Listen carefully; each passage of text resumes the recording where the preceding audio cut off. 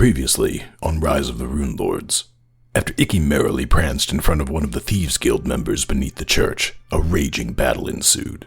Eventually, once everyone became aware that their stealth mission was now a brawl, muffins forgotten mid-bite, our heroes stepped into the fray and vanquished a veritable vast villainous volley of violent vestiges. In other words, lots of stabby and burny took place until the final foe was felled.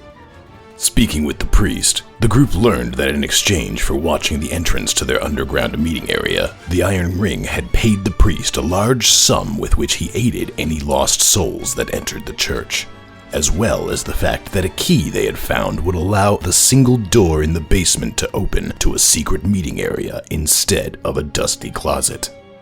Also, and perhaps most importantly, Grelda and Icky found out that there was some tasty and relatively rare booze stored within the basement. Using their newly found key, our heroes opened the door and stepped into a long hallway that opened into a large circular room where a red light pulsed in the middle and a silver seven-pointed star sat inlaid on the floor. Today, the adventure continues.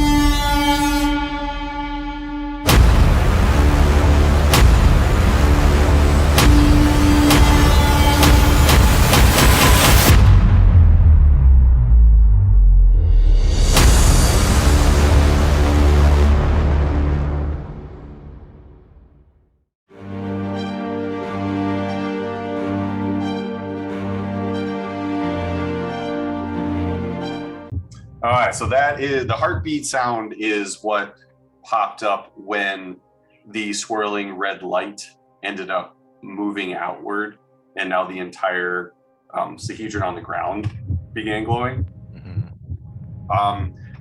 Everybody was in a line with Tarnan the furthest forward, and I believe everybody had moved inside of the door a few feet, and you were all kind of standing in the hallway as the Sahedron lit up, and that is where we stopped. So basically, we would pick up right when everybody would be able to see the Sahedron light up on the floor. So like, you could just kind of like look between Geisen and Gendrick, just be like, huh?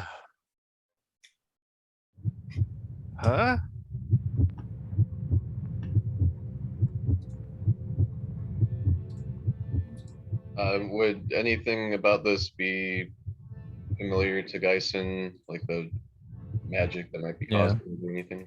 Same. I wouldn't say that anything would be any more familiar to you than you have been with the Sahedron in general.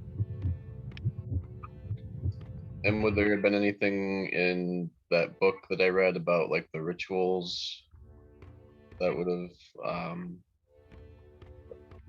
described the scene or anything like that? No, there would not have been. Is Grelda feeling slightly more rage than usual? I'm testing if this is like an angry effect like what Icky had with his tribe. No. Okay. No.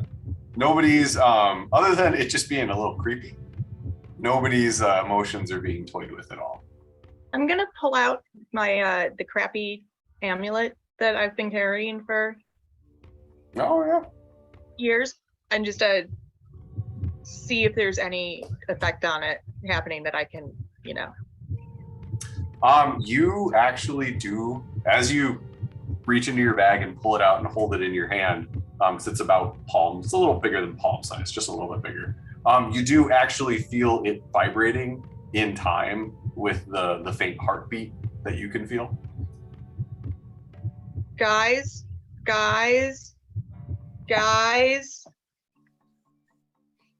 this thing's reacting.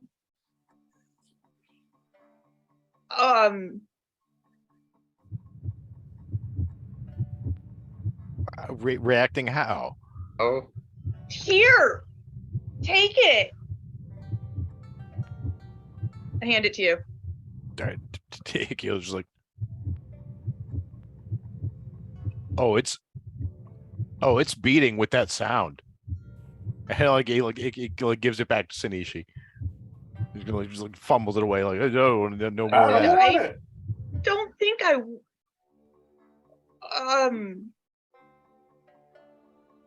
Fuck. Taran, I think you're right. Maybe I shouldn't have kept this. Gonna.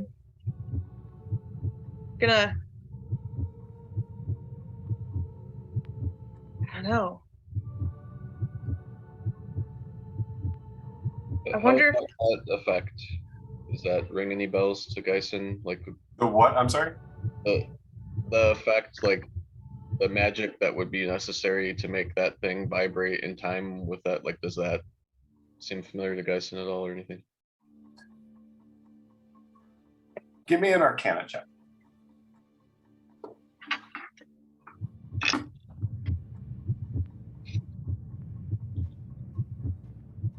$24.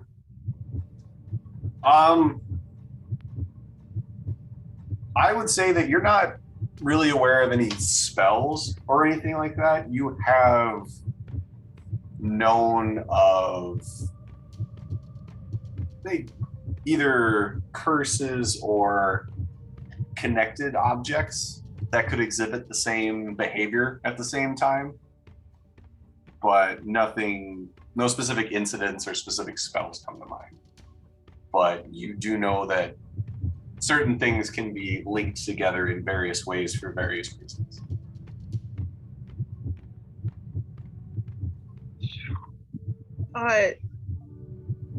Do you think it's safer for me to continue to hang on to this, or should I just kind of put it down and we can pretend I've never had it?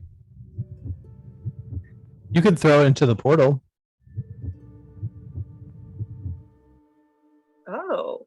I will say it is not a portal. It is Okay. actually just a swirling red light. The red swirling lights, I'm sorry.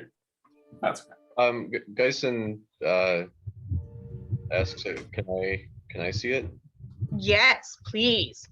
Take it. Geisen casts Mage Hand and grabs it. How far away is the portal?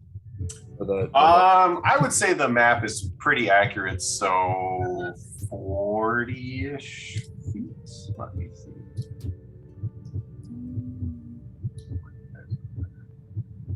About 60 feet-ish. I don't remember. Okay, wait, 60 feet-ish? I would say it's about 55 feet from. Let me rearrange these. Let me rearrange the characters. It's about 60 feet from where you and Sinishi are, from kind of like mid-group. But I know Tarnin's a little bit closer. Okay. Well, my Mage Hand has 60 feet range, so I will take it over towards the red light and see if anything changes. The non-portal red light. So the invisible hand grasps the Sahedra medallion and it begins to float away from you. And as it gets about halfway there, everybody at the same time hears like a large, a loud, just like creaking sound.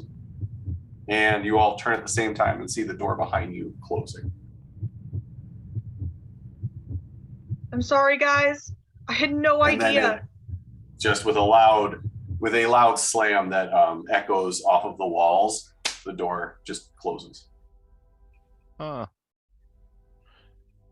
Other than that, as the medallion reaches the swirling light, you don't notice any other effects in the room. Geisen pulls the Mage Hand back past the point where the door closed to see if the door opened again. It does not. Icky is gonna go check the door and see if it'll open. As Icky kind of like moves through everybody, makes it to the door, you grasp the handle and it turns easily. and you pull it open towards you, and you see a small 5x5 storage space with just walls.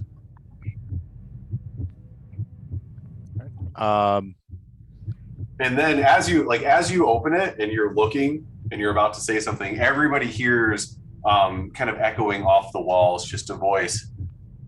You didn't think you'd be leaving that easily. You just arrived. And it's just like it's echoing off of the walls, off of the smooth stone. Is it the voice of the priest that we let live? No, it is a very different voice.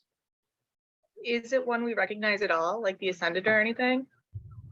I know. Nobody. It would not be a voice that would be familiar to anyone.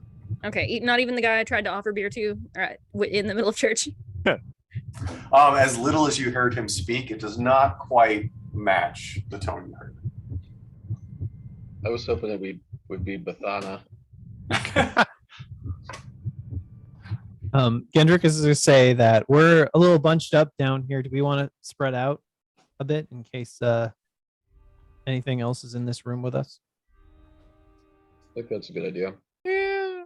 Like we're But stuck. guys, I'm so sorry. So what do you Well, guys that do? was I checked the purple robes to see if they're doing anything. So as you reach into your pack, you don't notice anything random or anything happening to the purple robes themselves. I would say Grelda would have gone back with Icky to examine the door. Okay. Like to try and open the door in case it needed like a strength check.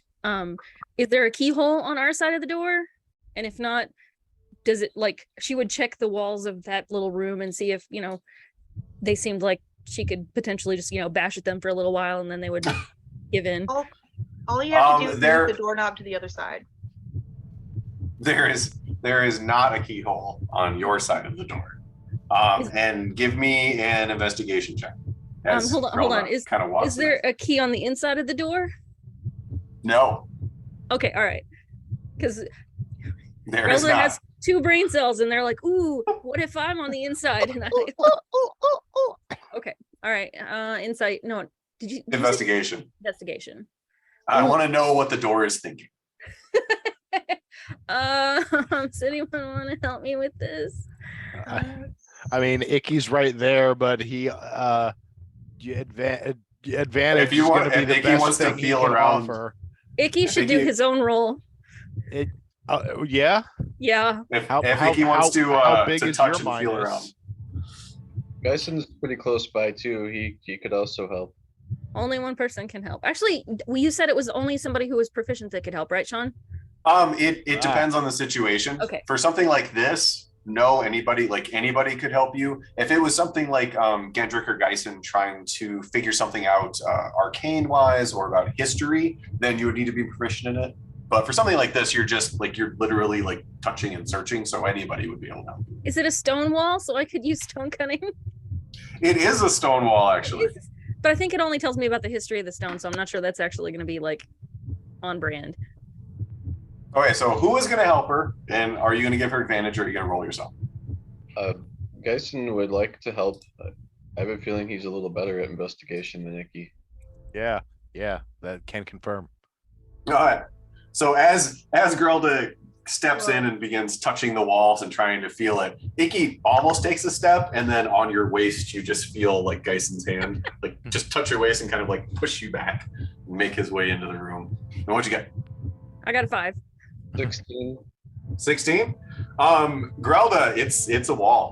It is a solid wall, and it's on all sides except for the door. Even up? Even up, there is All right. a ceiling. Yes. Nice. Don't look down. Gyson, you don't notice much more than that. What you do notice is from what you saw earlier when the door had been opened from the other side before you put the key in. It was opened and you saw like a small storage closet. This looks eerily familiar to that, just rotated. Like it looks like the exact same storage closet you saw from the other side of the door. But other than that, you don't notice anything There's stone walls as Is far there as you can anything? tell. Is there anything in there? Or is there an empty storage closet? Nope, it's just an empty storage closet. Was there any sense that the room may have moved, like may have rotated? Other than the fact that you're a little disoriented because it appears the same, even though you know you're on the opposite side of where you were before.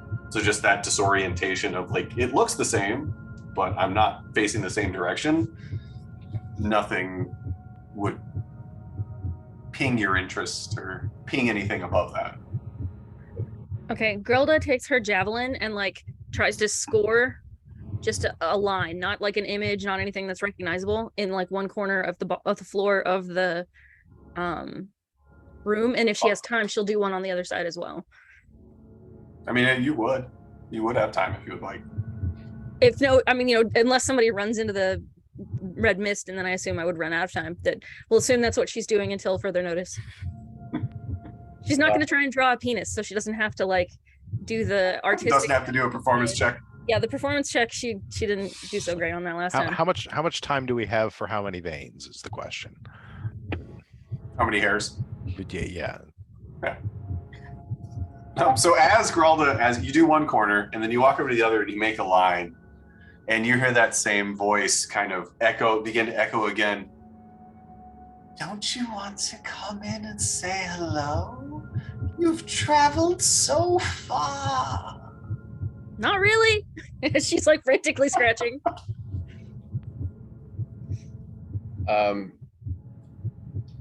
So kind of with Gendrick, do we want to try to spread out a little bit in the room, or do we want to stay right where we're at? So we still haven't actually seen anything, and the voice was just disembodied. Yes, just echoing. It was hard to place the direction because of the way it echoed off of the stone walls. It was just no shadows coming from outward. And there are no shadows for which me to hide in. Everything is dark. Actually, if you look at the Foundry updated, and they added in an actual dark vision setting, so everything is black and white because you see dark vision in tones of gray. So all you see is dark vision. So actually, outside of the swirling red light and the lighted Sahedron that has emanated from it, there are currently no other light sources. So everything is currently shadow. Well, guys, and if you want to send Ollivander, I guess that's probably one of the, no offense, more expendable. I'd rather place 10 gold worth of components for you to bring him back and apologize. I'm fine with that. And, Good hunting, baby girl. Gendrick, would you rather send WD-40? Yeah, we can send him. That's his function, to do things like this. But number 5 alive. Not for much longer. Conjunction. All right. function. What's your function? Looking up words and phrases. No, sorry. All right, so you're sending WD-40 out there? Oh, I need to rename it. Checking out rooms and setting them on fire. Yeah, just kind of like to the middle of the room. Yeah, about there. Okay. Yeah, just see what happens. Again, I can't see through him, but No, so he goes, as he goes out there, let me see, as he makes his way partway into the room, and the swirling light begins to grow and begins to swirl outwards further and further.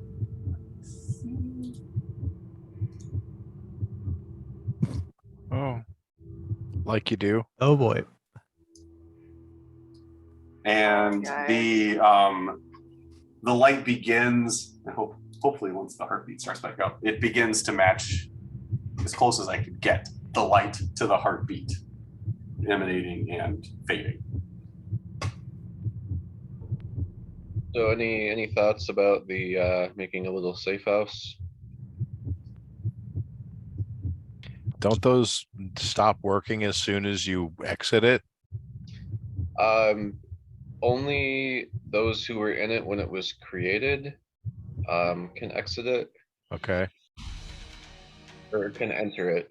And I actually check. I don't remember.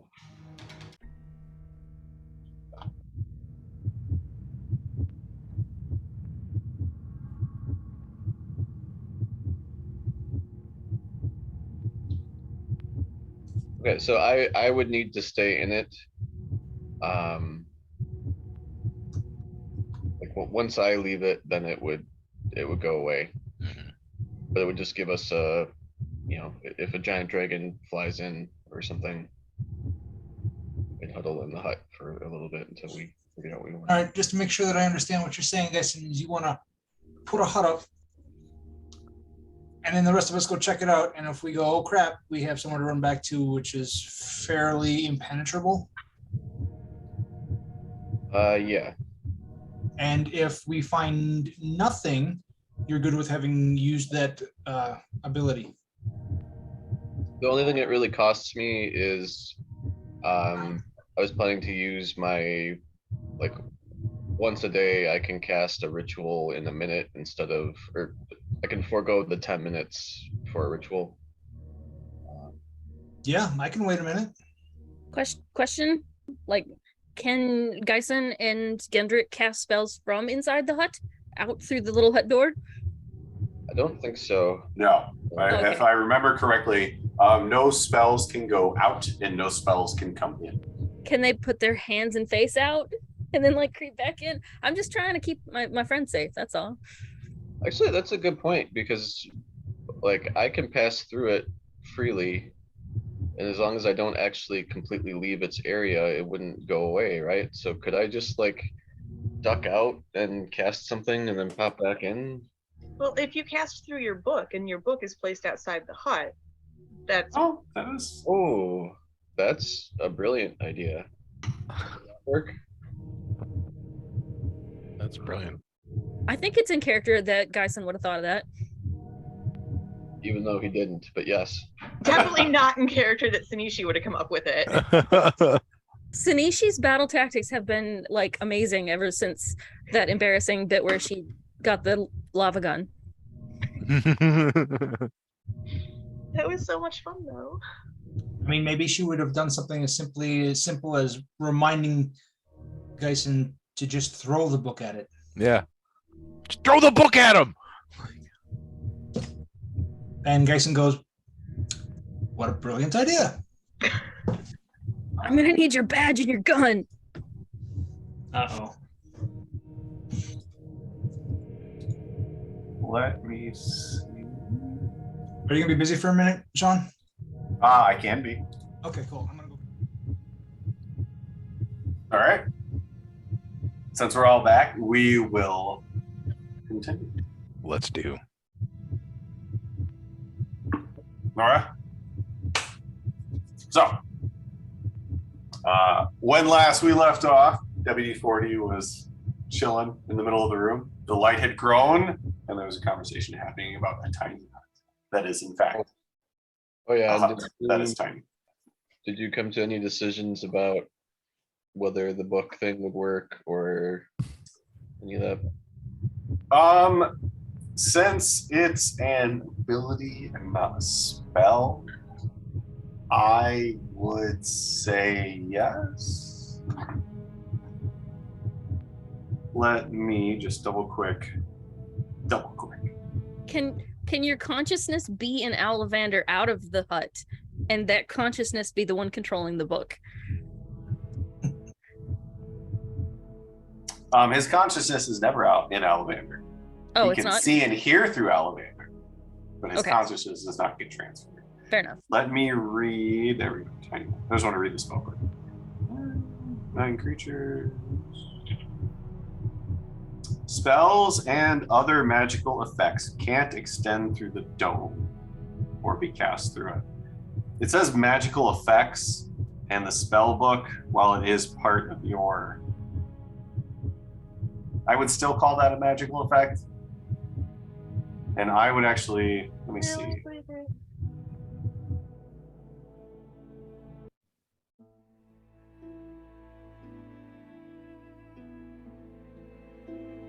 gotta see if Find Familiar is a magical effect.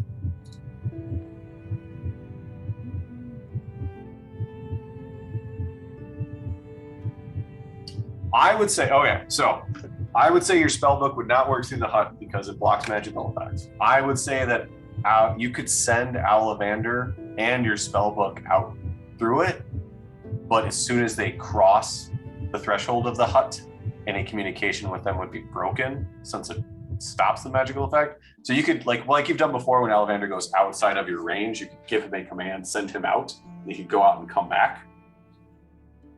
But I would rule that you cannot have the sight and hearing once he leaves the hut. But once he comes back, he can do like the report back like he's done before. Well, how about the like leaning out of the hut to do things?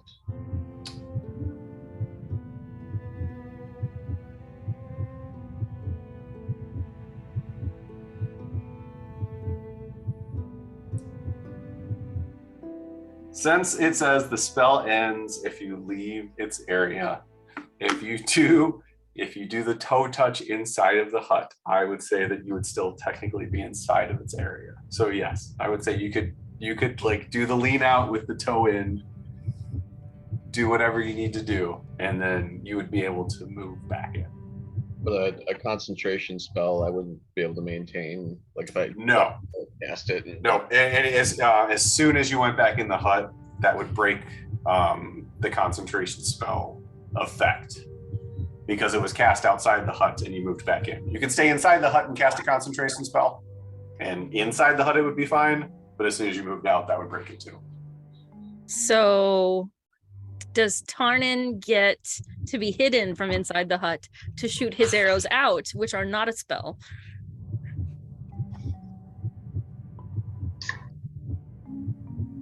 That's a good question. Let me read what it says. There's always at least one rules lawyering portion of the evening. Let's hope this is it.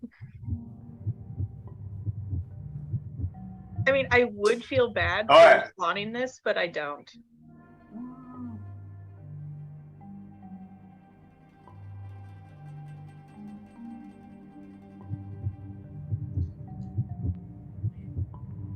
Oh wow, this really is going to get into minutia. Creatures and objects within the dome, when you cast a spell, can move freely through it. All other creatures and objects are barred from passing through it.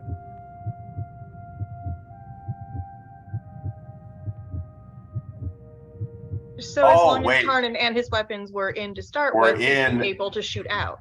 That's...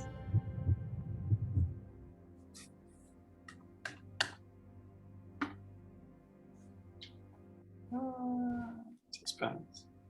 The dome is opaque from the outside of any color you choose, but is transparent from the inside. And there's not a door, so it's not like an actual hut. I was imagining a hut. This is like a literal dome. No, it's a dome like that a bubble. You sit inside, and you Okay. can't see. It's opaque in, it's clear out if you have an object in. By the letter of the law, I would say that as long as Tarnin's hand crossbow was out and was manifested in his hand, he would be able to shoot from it any ammo that was on his person in the hut out with no disadvantage because you'd be able to see fine. Does he get stealth? Is that what it is, Tarnin? What's it called? Because they can't see him. Yes, it would probably be advantage on the attack, and that would go for anybody who had any non-magical thrown Ranged or weapons. shot objects. Yeah. Or if you want to throw a rock or something. What? No, I'm Dwayne's not sure. coming in there. There's not enough Was room for Dwayne. No. Dwayne's in there. So, Dwayne, I choose you. All right, now that rules minutia. I'm actually been not quite done. decided. I'm so sorry. Oh man. So the familiar, I feel like I remember Geisen having the familiar cast a spell at one point. The familiar did like a breath weapon or something like that. But it was like a touch spell, right? Like, Familiars can cast touch spells, yeah. could that be done outside? It could, but Geisen would have 0 control of Ollivander as soon as he left the hut. So it would have to be a very specific, you fly to this point, you cast this spell, this touch spell in this direction, and then you come back. So if anything happened in between Ollivander, like that happening, and when Ollivander gets to point B, it would he would do whatever it is into the open, because he would have no control over Ollivander as soon as he exited the hut. Okay, thank you. Now I'm done. Wait. One more thing. Okay, so I think after all that, I should cast the one spell, because otherwise we talked about that for 2 hours for nothing. No. I changed my No. mind. We should just leave it. No, it's entirely up to you. So, It would not be the first time you guys talked about a course of action for like 45 minutes and did not take it.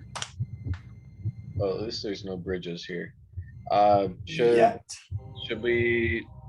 Do we want to cast it where we're at right now, or do we want to move further in? Especially if we want Tarnan to be able to shoot in various directions, it'd probably be more useful if it was a little further in. Yeah, we might Agreed. as well move further in, like shuffle together as a group. So we can at How least far see in would you like to go? what's out there. Shuffled as a group. 5 feet behind WD-40. All right, Captain. All right. I'll go off to the left, right, that way. Left. She's gonna go left. Like out from the Good. group left? Yeah, like Or- sticking with the group. Assuming the group doesn't stay as a column up, she's gonna be one of the ones that wings out to the left. Well, you would know that Leoman's tiny hut is a 10 by 10 foot, I believe. Oh, okay. Then I would not do that thing. 10-foot radius immobile dome. Yep. The dome's immobile. If only we had a floor, we could just simply cast it on and carry it with us. What if you could cast it on Dwayne? I could probably carry all of you. I might. Could we like Maybe Something we lay, could- frightening to think about. could we lay down a pallet on top of some grease and push? Oh, Only if you cast web on top of the dome to like hold it down. If you cast it on a blanket, could we then grab the 4 corners of the blanket, lift it, and carry it off? Only one way to find out. Maybe, but you. Oh, use the that new and improved footage as Dwarfrito. the blanket as the thing. Oh, you need to get a 10 by 10 magic flying carpet, cast the dome on top of it, and then control the carpet. So. It's a Anyway, from what inside. was that? How to make Okay. a tank. So as everybody slowly in your column makes your way forward out into the room, it does come into a bit more of focus. You do see that there are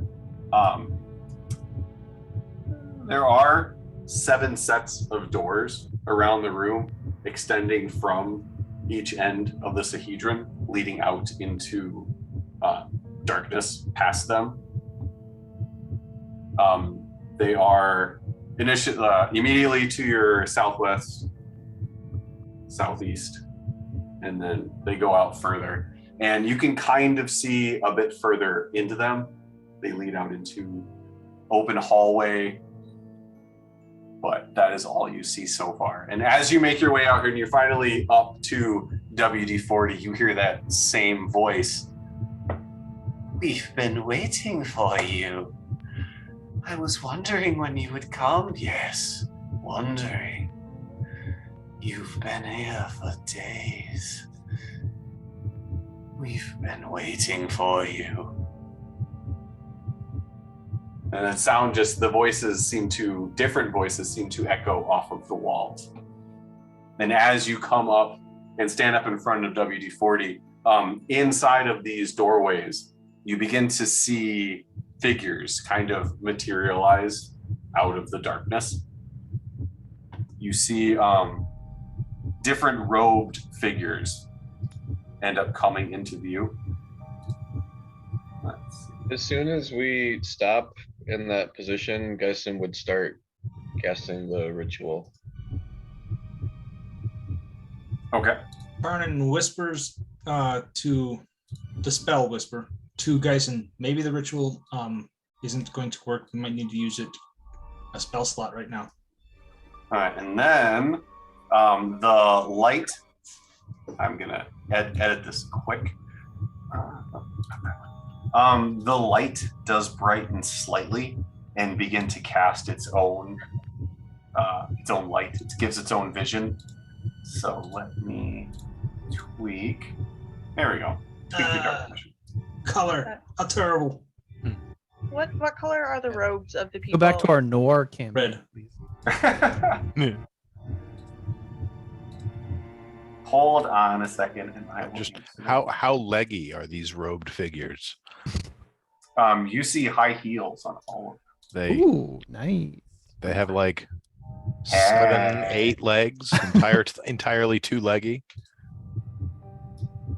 8 legs and 5 thoraxes. You see a red robe, a blue robe, yellow robe. You see just a series of colors that seem to shimmer, and as they materialize from the darkness, each robe seems to be of a different color. But as they step in, and you end up seeing a total of 5. Let me actually. Is this the gay agenda? I was It just is. I gonna don't say, know, but I think I'm gonna get a full rainbow of is this the robes village here. people? Are they the red wizards? YMCA. No, not that. Hold on. Let me. Let's start it here. Okay, that's the one I wanted.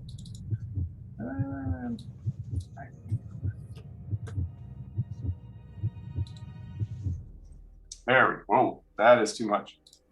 Is it though? Yes. Yes, it is. That is a really cool effect, by the way. Like when you first like grew the light, like the way it plays off of like the light that's coming off of each of the points of the Sahedron is just, like it's really fucking cool. Thank you. I do what I can to make your Dungeons and Dragons experience memorable. All right, but anyway, you see 5 different robed figures step out of these openings, and as they kind of materialize into view, they each seem to have a different colored robe, but they stop, and then as your eyes move from one to the other, the robes just seem to, from the top to the bottom, shimmer out of the color they were and just become red. And then you are standing looking at 5 different red robed figures. And as you see the forms of these wizards, these robed figures melt into view, you do notice that they are not alone. Beside each one is a small creature, spindly legs and arms that are just a bit too long. Bristles and spines project from odd patches along their grayish skin. Their long fingers hanging down their sides end in broken, jagged, and dirty nails. As your vision focuses on the head, you hear a discordant chittering sound coming from each of their mouths. Mouths that are fanged and lipless, giving the thing an ever grinning appearance as all you see is rows of jagged teeth with no lips to hide them. They're about half the size of the wizards, just kind of standing beside them. Would Geisen recognize the creatures at all? Like what kind of creature they are? Give me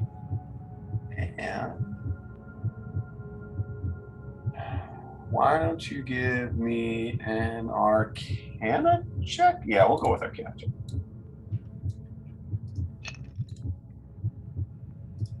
All right. 26. Where did we go there? All right, hold on a second. Let me make sure I get all these guys out.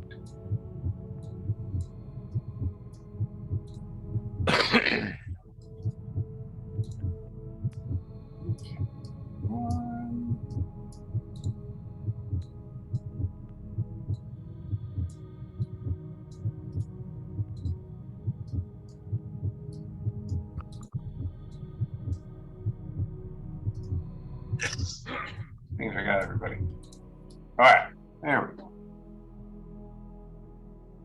Hey, you can kind of see them all. Oh yeah. Ooh, spooky. All right, so I'm sorry. What was that? What did you get, Geisen? 26. 26. They are not creatures that you're familiar with, but just looking at them, seeing the way they move, the chittering sounds they make, the spines coming off of their bodies, you can tell that they are not something you would expect to see on this particular plane of existence. They just seem wrong. Like they were made by something with different rules than the horrors that you've come to know. Yeah, we might not be in Kansas anymore, by the way. When we were moving forward, could I say that WD-40 also moved forward?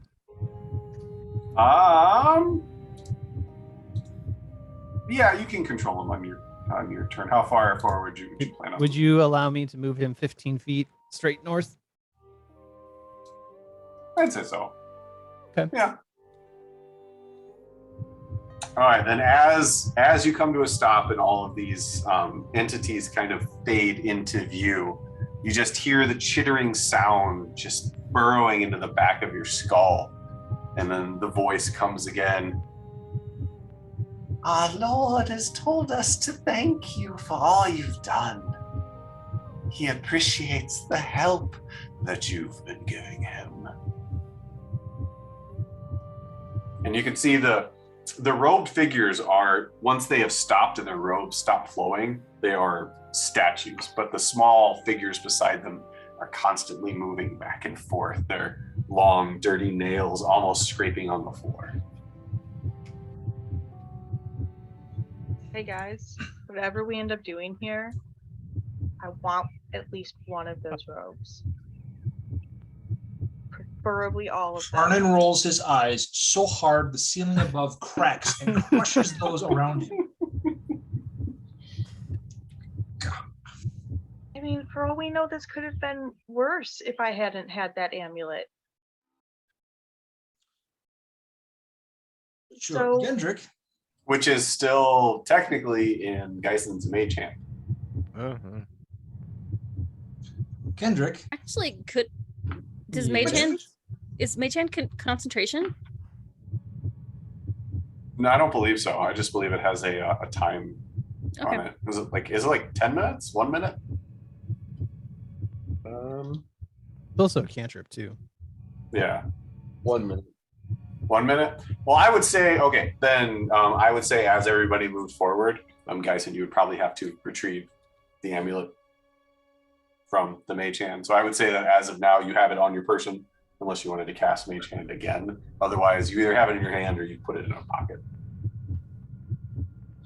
Usually just slip it into a pocket.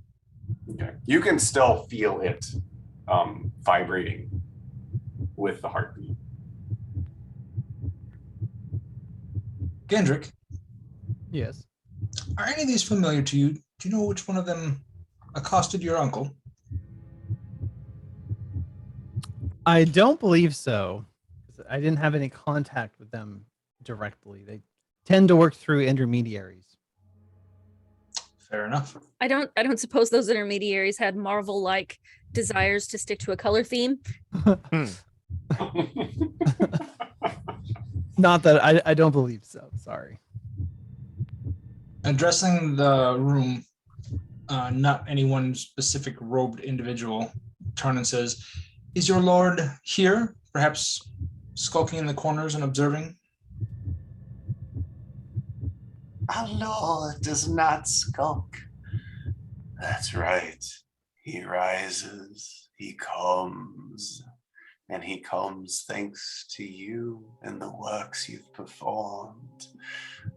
But he is not here. He bids you welcome, though, and he sends along his thanks.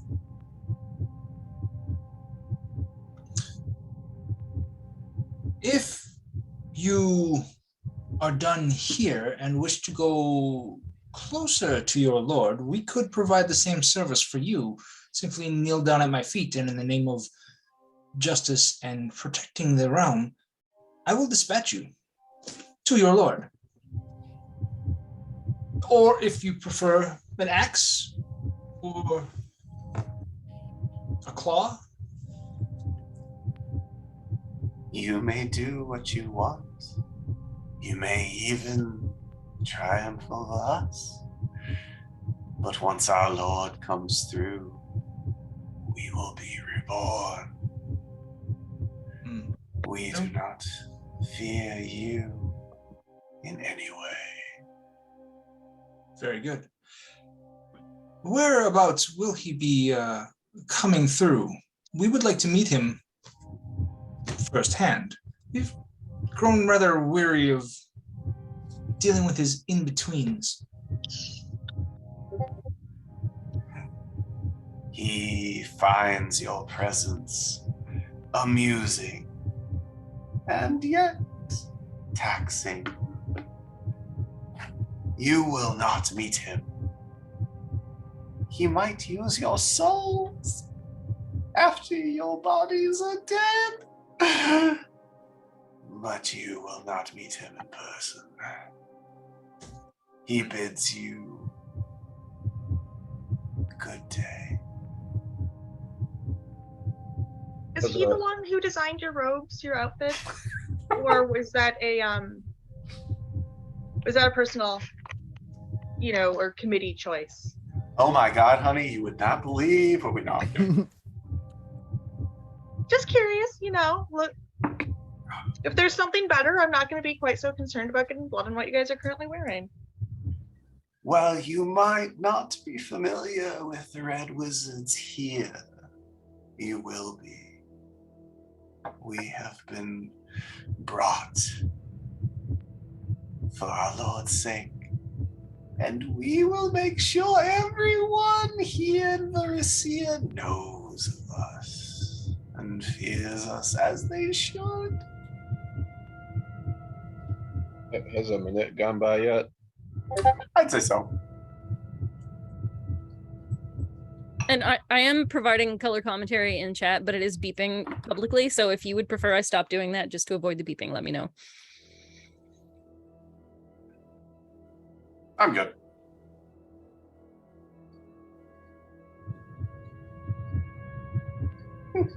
Are we now contained in the Oh, hold on a second. Hey, Peanut.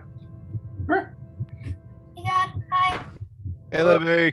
We saw you get your wand. It was awesome. Yeah, now they can hear. Yeah. Thanks. Oh, Yeah. For now, you can hear them. we saw you get your wand. It was awesome. Yeah. That's super cool? It was. Yeah. Sounded like it was Yes, a ton sir. of fun down there. Yes, it was. There was Diagon Alley. There was Ollivander's wine shop. The Weasley twins prank shop.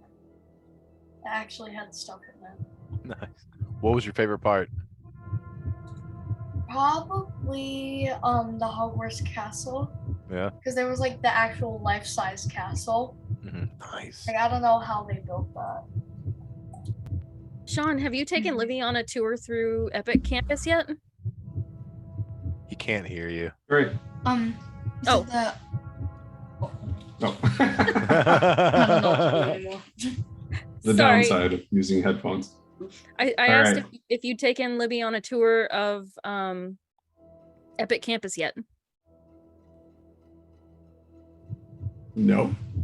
You can go on like a weekend and they give you, it's a self tour. You and whoever you're with, that you just have a stapled sheets of paper and you walk and like follow the directions to get around, and it goes through the Hogwarts section, and I think it would be a lot of fun for y'all. On the Epic campus? Yep. Uh-huh. Well, I and will that have would to also try let that. you get up into their That the sounds tree fun. house. Yeah. And They do. the If old- it's not on the weekend, but if it's on the weekend, you can't get back in through the outside doors because they're all locked from the outside. They can hear you through here. Whoops. Yeah, Sorry. but she can't That's hear a- us, and now he can't. Neither of them. We can just hear us. got done Put those on some- watching Harry Potter and the Chamber of Secrets. Oh, cool. That's a good one. Yeah, we watched all the movies. I still haven't seen them all. Yeah, that I think Chamber of Secrets is the last one I've seen. What? Yep. And it's funny because we stopped going to the orchestral version at the same time. Well, so yeah, those dudes like what? Yeah, because I'm in the same place. Like the orchestral, like the last one I've seen, and oops. Well, there was that whole pandemic thing. It happens. Yeah, Yeah. Watched all So- 7 movies. Nice. Your dad said that you rode some awesome roller coaster while you were down there. Harry Potter and the Forbidden Journey. Yeah. So it's like where like there are these benches and there's like 4 people, and it's a mix of like virtual reality and real life. Okay. It's really cool. Sweet. I'm gonna shift gears on you here. I also heard you got to go to the Ren Fair. Oh Yes. yeah. Renaissance was your- Fair. What was your favorite part of the Ren Fair? Oh, that's hard. That's really hard. That is the correct response. Oh. Absolutely. That means that you had a No. good time, and I like to hear Yes. that. Did you eat anything super good? Yes. I can't remember, but I know it was good. Was it on a stick? What? Was it on a stick? A lot of the food there is on a stick. No, Oh, okay. it was not on the stick. There you go. So next time you go, I don't know who's got the headset because Sean's camera is off. I just switched it to the speakers. Oh, okay. One of my favorite tips a friend of mine gave me, you can go to the bank and you remember those gold dollar coins, the Susan B. Anthony coins? Mhm. They're still real. So you can go get dollar coins and spend them at the Ren Fair from like a leather satchel. Like as you're buying things, it is the coolest feeling. I'm gonna have to do that next year. Wow. I like that. Just Mine isn't a leather satchel because I'm a very fine lady in my Ren Fair outfit. But yes, like, oh my god.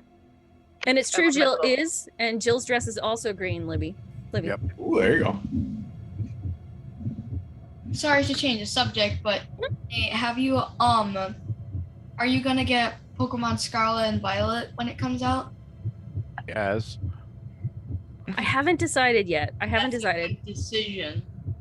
Yeah. It depends on when they tell us whether or not the fire cat like turns into a biped. That will be my Yeah, decision maker. Yeah, that's fair. That is real. I mean, back in Generation 7 for Sun and Moon, Incineroar just well, It's like I'm cute. I'm cute and badass. I'm a luchador cat. Right? And I'm like you larger than get a you. Luchador cat. Yeah. Yeah, it was kind of weird. Which like definitely tickles a part of my fancies. It was like, okay, that's fun. But like the whole transformation in like every single cat just turns into like the fire cat just Like turns they into a stand- biped. On like 2 legs, which kind of bothers me a little. Me It bothers too. you? It kind of looks like it kind of looks like Torcat just drank some of my secret stuff from Looney Tunes. But yeah, I do think actually, Sean, I was talking to you about Ooblets. I think Livy would like Ooblets too. Yeah. It's very goofy. It's very ridiculous. The game I'll have to show you. Tammy was suggesting. Got dance battles and a card game. You're joking. Wow. All right. So you turned off your screens? Yes. Okay. Give me a hug.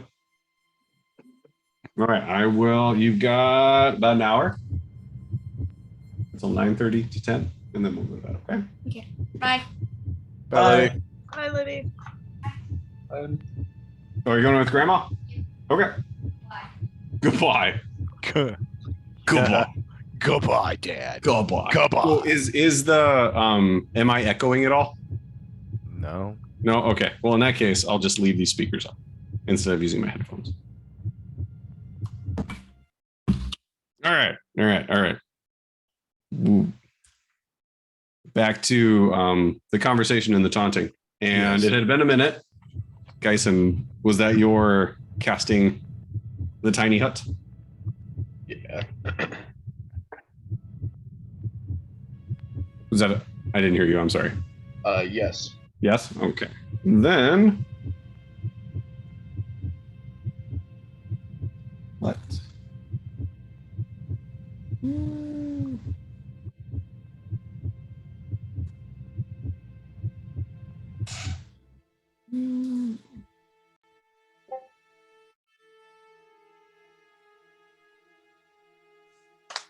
While the ritual is going on, Gendrick is going to note to Geisen, hope you got some fireballs ready too.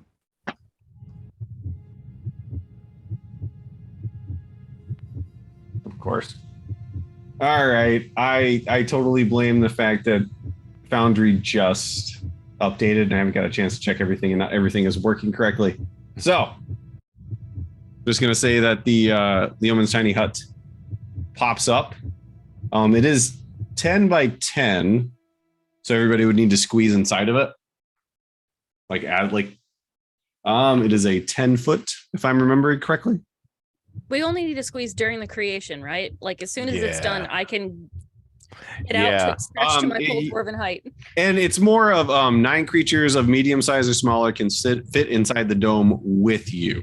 It's a 10-foot radius. But the inside of the dome is variable size if you're going to fit 9 creatures, 9 medium-sized creatures. And I mean, Geisen and Grelda are smaller than normal, but then Icky is larger than normal. It pretty much as soon, like if Icky understands what's going on, which he does, then pretty much as soon as the dome is made, he'll be fine getting out. Like he'll be getting out of it. As long as I would say everybody except WD-40 would be in the dome when it was created, since WD-40 is 15 feet away. So the dome would sprout up. And again, it's not, I blame Foundry update. I blame myself. I need to play with it more. But so the dome pops up around everybody. And then you would be able to act after that. I mean, is it a 10-foot radius or a 10-foot diameter? Radius. Okay, so there's lots of room in there. There's lots of room then, yeah. But it would be 9 creatures. I mean, it would fit everybody, except WD-40 is too far away. Okay. He's fine on his own. He can take care of himself. When the dome goes up, Tarnin turns to his team and says, if we're here to kill red wizards, is there any more reason for us to continue to talk, or shall we get this over with? Grelda is not going to be the person to convince you to talk more, but I feel like if you could stretch out anything you could learn, it'd probably be good. Yeah, because we're not really good at keeping things alive to question them after the fact. So maybe we question them beforehand until they stop being helpful, and then we start being threatening to get them to talk, and then we just kind of kill them incidentally because that's how we roll. I mean, what would he talk to him about? I do have one further question. And Tarnin walks out. Okay. You never did find out about their tailor. I feel like that was an actual in-character question she asked. It was. It damn straight it was, and it just got glossed right the fuck over. Well, as you asked that, that's when the dome came up. So I could see like the dome starting to come up and Sanishi going, God damn it. All right, so Tarnin steps out of the dome. You said this was some of the red wizards. Are the rest not coming?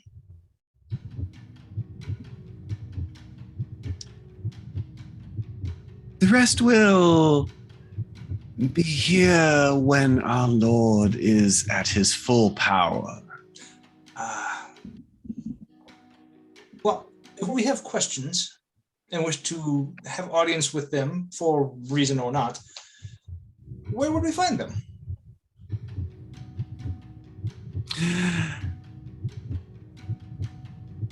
Those who are about to die should not worry about when they will meet others.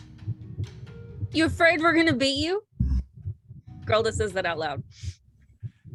And as, like that echoes out of the hut, and then you just hear, "Oh, please, little one, we can smell your fear." That's the beer, and she put like one hand outside and like do the finger at them, and then like retract it back inside the hut. Yeah. So with this Smells like death. So like Icky will kind of like lean forward to like to Geisen and to Gendrick and just be like, so like how many schools of magic are there? What do either like And seriously asking? And Geisen totally answers you. And what does he say, DM? 8. Yeah, that sounds right. I I was going to Googled say it. 7, but I think I feel like Geisen would know. Yeah, well, yeah, like, and that was like that's the things like I feel like No. Icky absolutely would not. Gendrick's right. I mean, I Gendrick mean- and Geisen would both know there's 8. Yeah. To be fair, it's 7. It's 8 if you include necromancy, which is a little sketchy, right? It's still a school of magic. Sure. Okay. So he's like, so there was like each red wizard was a master of a different school of magic. So there should only be 3 more, right? Are you saying this out loud? Yeah. Seems that way. That is sadly misinformed, my feathered friend. Oh, Care to correct us? yeah. I don't like being wrong about these things. What do the dead care about giving wrong answers? But the living still do care, and as we are still alive, unless you fear answering. I tire of answering your questions. Wait, Fair wait, wait, enough. wait. I got one Shit, too. I have some market survey to ask. Like you mentioned you smell death. Now, is that a scent you enjoy? And would you be interested in a blood spa where you could possibly surround yourself with the smell in a social setting?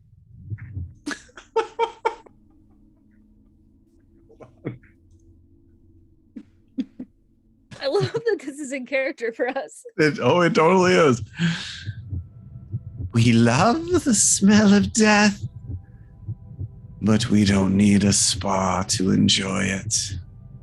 It will Nobody be needs a spa to enjoy it. It's if you would enjoy a spa to enjoy it. There will be enough death and blood here very soon. Okay, but like corollary. Sanishi and I had talked about possibly brewing some sort of like blood beer. You know, it would be akin to blood sausage. It wouldn't be, you know, like crude. You know, would that sort of thing interest any of you? You just hear 5 separate voices of different Pitch. thank you, different pitches on the scale just go all at the same time, all around you. You see, it's not just me. It's not, I'm not alone. Well, we are thankful for all of the work you have done to bring our Lord here. We are as tired of you as our Lord is. Is Tarnan raising his hand in character? No, Okay, because That's that would Bill. be Okay. Bill Bill, pulls an Indiana Jones. He just whips out the gun and fires and says, "Fuck it." All right, then everybody give me Initiative. initiative. All right, hold on. Everybody do your rolls, and I will call for them in a minute. First. No, there it is. Where's combat? Where's combat? There it is.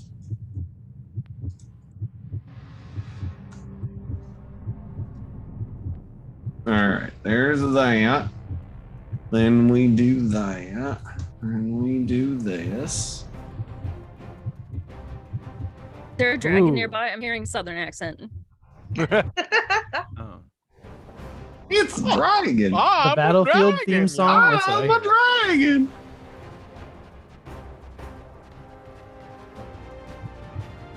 That dragon voice, by the way, since you weren't here for it, Kendrick, was Sean punishing us for being goofy when he was making a very nice character.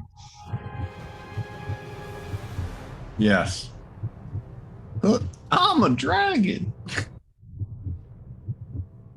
It was the one character my bard did not wish to romance for whatever reason. I can't imagine why. It wasn't because he was a dragon. It was because he was a dragon. Dragon? I'm a dragon. All right. Oh.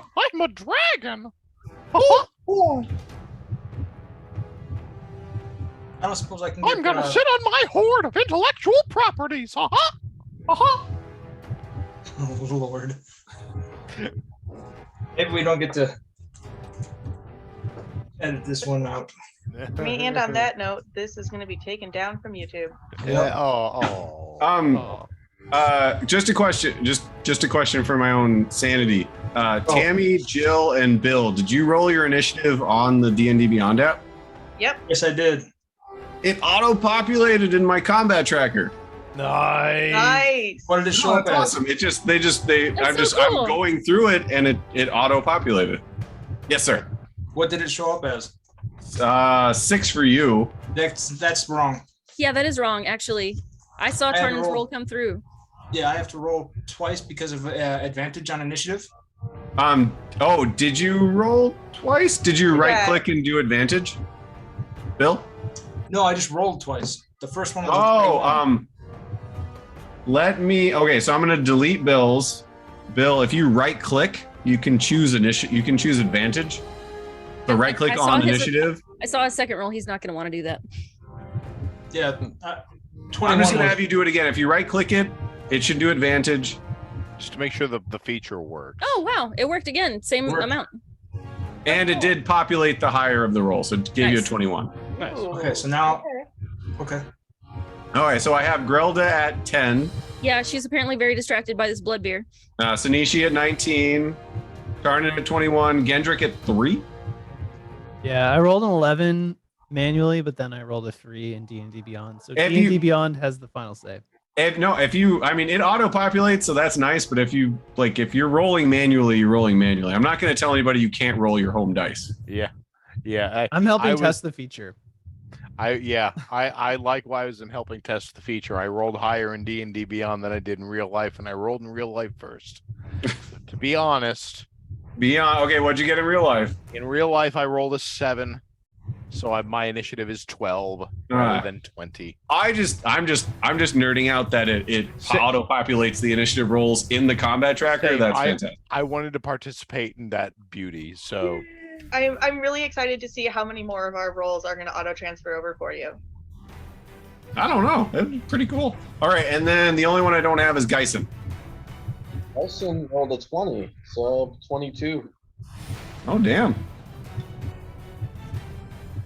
All right, then let me auto roll for the creatures. Okay, then. All right, bear with me for a moment while I put these in. where's a bear? Bar with me. I don't see any bars either. I mean, unless you count Grelda. And Cindy. Does she count as a? I don't think she counts as a bar. A bar? I should count as a bear though, because I have taken 2 steps into the bear totem, which means I have bear-like features. We can get you some more clothes if you want. You could be a bear bar. Bear bar. Yeah. All right, Grelda got 10. All right, I'm gonna ask everybody for those really quick. Sinishi, what'd you get? Whoa, 19? Okay, Gendrick, what'd you get again? 11, if we're being real. I'm getting them all set up in Foundry. Tarnan, what'd you get? Was it 21? That's correct. Okay, that should be all of you. Then these guys. No. Icky is actually a 12. I rolled a 7, but my initiative is a 5. Oh, there you go. Update combat and 12. Just so I can do the combat carousel in Foundry because I really like that. All right.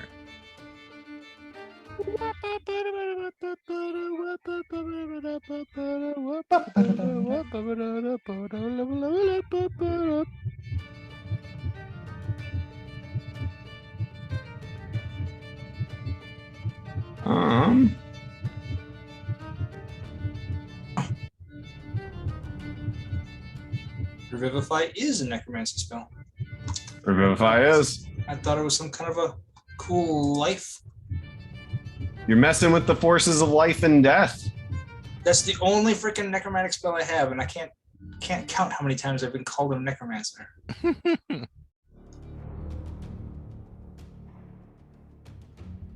I've never used it either. Not yet. Not that I want to. I'm not encouraging anyone to test me on that today. It's okay. We can try it. Never if we, yeah, that's fine. I'll keep the diamonds. I just remembered where you keep the diamonds. Talk about family jewels, am I right? That's right.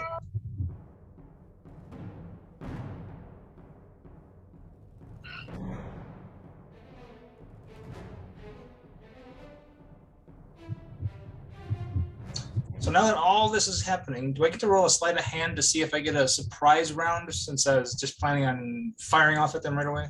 Negative. We've been through this before. That is not the way D&D does combat. You're in a hut. Combat that happens goes through the initiative. It's not he who speaks first does first. It is through the initiative. It would be different if you were to be unseen and unfound and like sneaking around a corner and nobody knew you were there and they were having a conversation with you.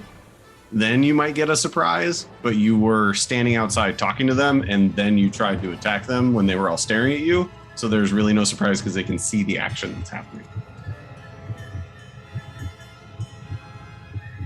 So yes, D&D is not built around he who speaks first goes first.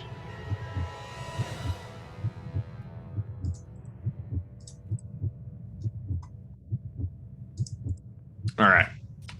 Looks like Geisen, you are up first.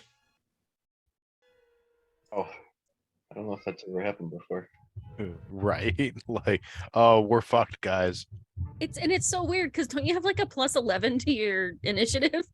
No, I did originally, and then I switched that feat out because usually I would be one of the first ones, and usually you don't want to go first. Yeah. Yeah. Unless you're me and Sanishi. All right. So yes, Geisen is up first. So I think are all of the wizards within 60 feet of my position? Nope. Come on. There you go. Ugh. Okay. All right, 45, 60. He is not. He is, yes, all but the furthest north wizard is within 60 feet of your position. Okay. Then I'm going to use my sorcery point to cast a distance spell, which doubles my range of a spell. And then I'm gonna duck out of the dome and cast mass suggestion on all 10 creatures. On all of them? Okay.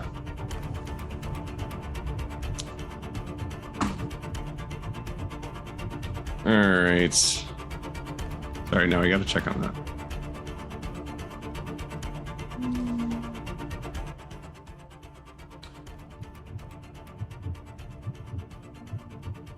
Oh, that's not it. Wait, what's the saving throw on that? Wisdom, 17. Wisdom. All right.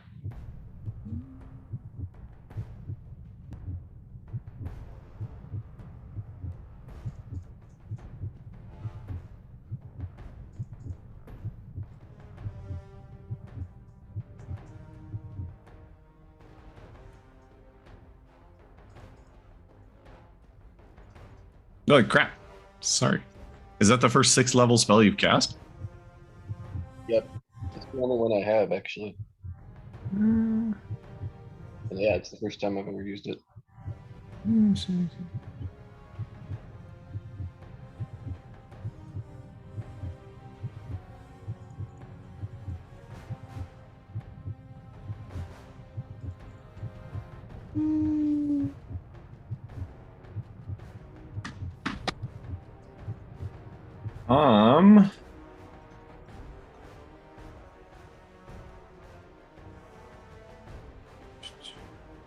We are good.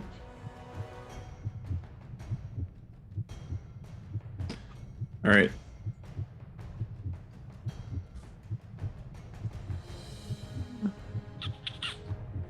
All right, then as you begin to cast that spell, one of the wizards is actually going to try and cast a counter spell on you. So that is a 6th level spell, so the DC is 10 plus the level spell. That was a 20, good sir. Wait, So I'm sorry. Are you still in the hut casting a spell? he had to get out of the hut to You got cast the out. spell. Okay, right. Sorry. Yeah, he did the toe in the hut. So he leaned out of the hut, went to cast a spell. You began to feel the energy channel, and as the mass suggestion began to leave you, it fizzled. Can you counter a counter spell? You have your reaction. You absolutely can. Uno reverse card, go. Yeah, what the hell? I'll try it. All right.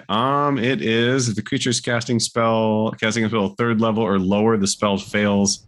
It was a 3rd level counter spell. So if you use your reaction and mark off a counter spell, then it immediately cancels. It succeeds. Yeah. All right. So as you feel like you begin to cast the mass suggestion, and you feel the arcane energy begin to leak from you, you just kind of like flick your head and push everything away from you, and then the mass suggestion begins to flow out from you. So that is, you said that's a 16? Wisdom 17. Wisdom 17. All right. Let's see.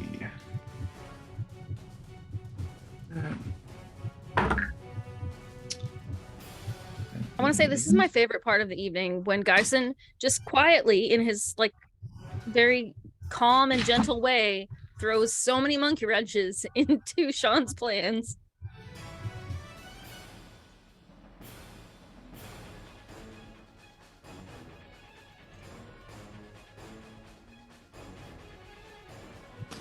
Okay. The dangers of a tiny net. It's a net. It's tiny.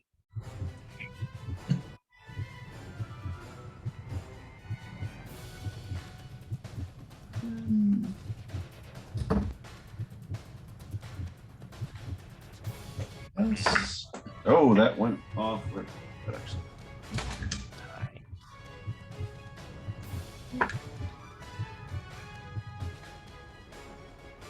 All right, so 2 of the wizards failed and 3 of the little creatures failed.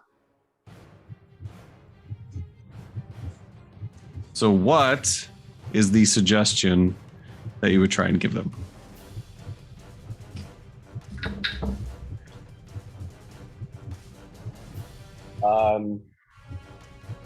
We are laughably not a threat to you. So you will go to the west section of the room, maybe that west like point. Is that a wall there, or is that a? It's a well, like a, There the openings kind of open into a hallway that seems to go around the room, as far as you can tell. Anyway, just off to a spot to the west of the room, where you'll gather together and attempt to recite from memory what is the book of the 7-pointed star or something like that. Sahedron. Book of the Sahedron? Yeah. So each in turn attempt to. You'll stay there until you can recite from memory the book of the.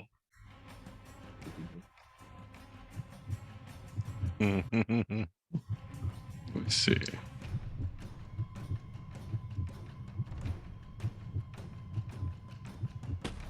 All right. They each have First, to roll to see how well they remember the book. performance check for everybody.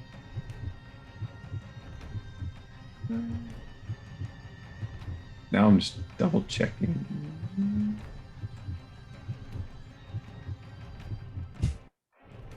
Just for fun. Well, Grelda didn't remember it. I rolled that performance check and I got a natural 1. Okay. All right. Very in character. Very in character. You are okay. You feel that the suggestion has been planted. And get some ducks back into the film. All right. With that, Tarnin is up. Do I have any way of knowing which ones were affected by this? No. Do any of them start? No. Okay. I mean, because none of them start moving until their turn. Fair. All right. With the discussion we had, do I have advantage if I stay in the hut to fire? I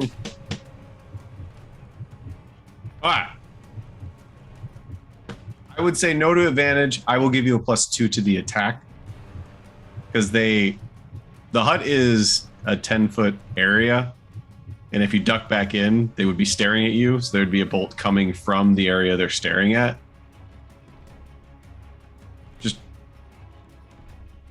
Did you ever duck out? Though? hold on. Yeah, I stepped out. But we Yeah. had talked before that if I Yeah, am hold on a second. I'm- I'm just trying to. hidden from view, it's an advantage. And because the spell is opaque to them, but clear to me, am I hidden? Let me see on how obscured works in 5e.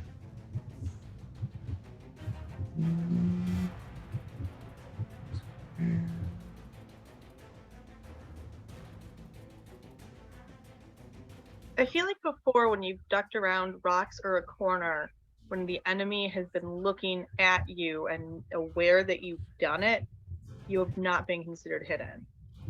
I believe you're right. I believe in those times I gave the first shot from that hidden area advantage, but not repeated shots from there. So I remember one time you tried to hide around a corner repeatedly and get advantage on every shot. And I think I gave you advantage on the first one. What if, and hear me out here, what if he changed his position inside of that 10-foot thing each time?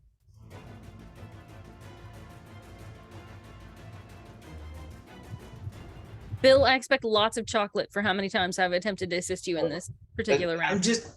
And just to point out, I've never been able to freaking hide. It says if I'm hidden, I get this, but I've never been able to hide. But you've always waited to hide until people are like staring directly at you.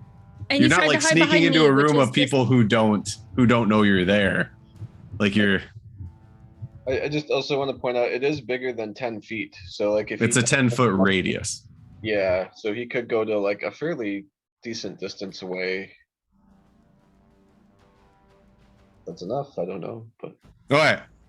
I will say the first shot out of the hut would give advantage, and then they would be expecting bolts out of the hut after that, so they would prepare frustrating themselves. to me because they cannot see me. I am hidden. If I'm hidden, I'm supposed to get advantage. And you would on the first one, but if five intelligent creatures see a bolt fly out of this hut, this dome, they would expect more bolts out of the dome, so they would they would prepare themselves for it. So what you're saying is only the road figures would not get advantage against them if he attacked the like slavering gray demon things. they don't seem very intelligent. I'm sorry, Sean. You know I love you.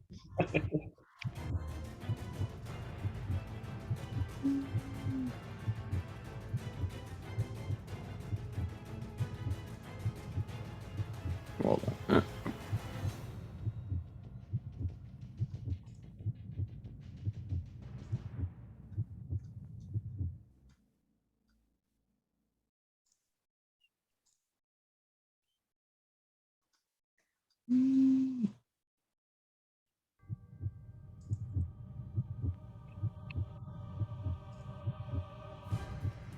Okay. On page 177 of the player handbooks, it says, in combat, most creatures stay alert for signs of danger all around, and if they are aware of you, they stay alert for you. So I will give you advantage on the first attack from inside the hut, but not on following attacks from inside the hut. They might not expect a first bolt, but once the first bolt flies from outside of the hut, they would become expecting of it. Cool. Then I will change my tactic. I will stay hidden within so they can't see me to shoot me. I will fire from within. I will use sharpshooter, take a -5 to hit, plus 10 to damage. And I will use a bonus action for steady aim since I'm not moving, which gives me advantage on my attacks. Okay. And which one would you be going for? Let's go for the one closest to me, the red robed. At least it looks like he's wearing red on the screen.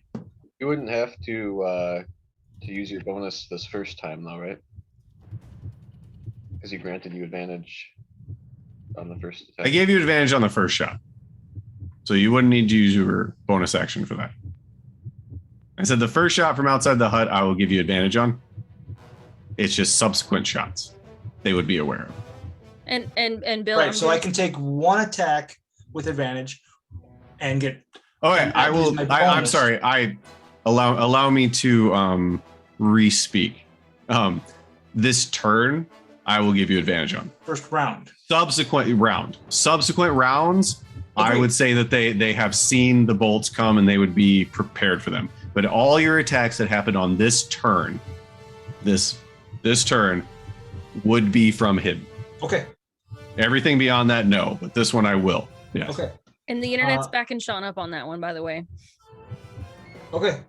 That's where I found my answer. I just want my research. I'm led to the trying. same conclusion.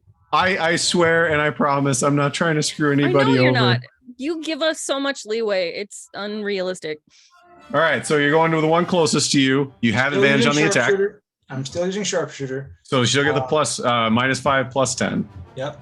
with advantage. Correct. On my first attack, then because I'm using my crossbow, it's my packed weapon, so it gets a second attack, and then I'll use a bonus action as my cross. Am I going to do that? Am I going to do? I don't have to do Sidian. I will use my bonus action as to use another attack for crossbow. Do you want to just roll the first two first and then decide if you want to use your bonus action for crossbow expert or not? I mean, just instead of pre-deciding, roll your first two. Your tactics might change depending on what those rolls are. So roll the first two. Okay. 16. Which is an 11. Because of 11 does not hit.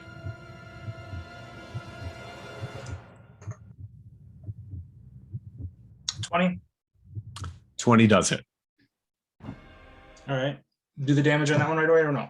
Yeah, you might as well. And then you can decide if you want to use your bonus action for the follow-up shot. Okay.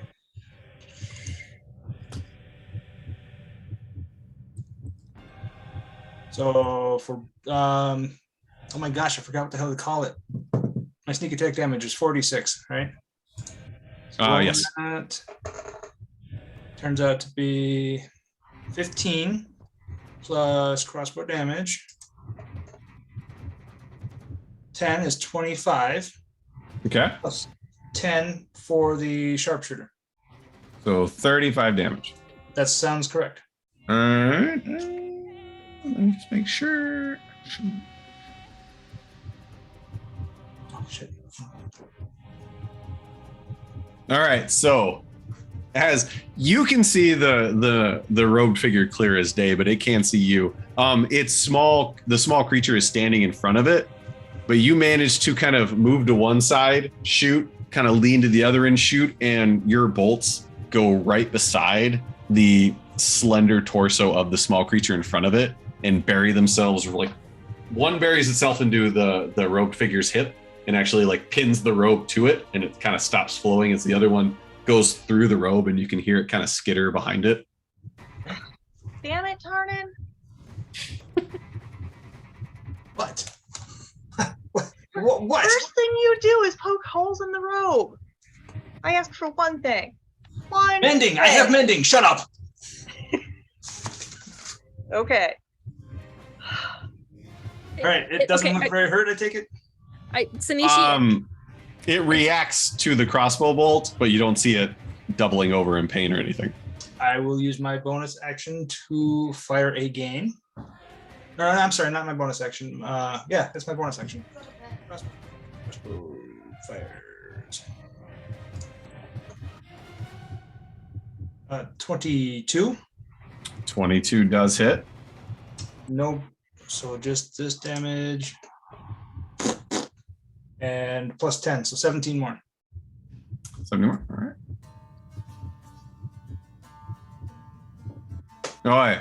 So as its hand moves down to kind of pull the bolt out of the spot in its hip, and it drops it to the floor, and you can hear it clattering, your next crossbow bolt unleashes, and you manage to like Robin Hood it right back in the same hole that it just pulled the bolt out of, and it goes in like all the way flush.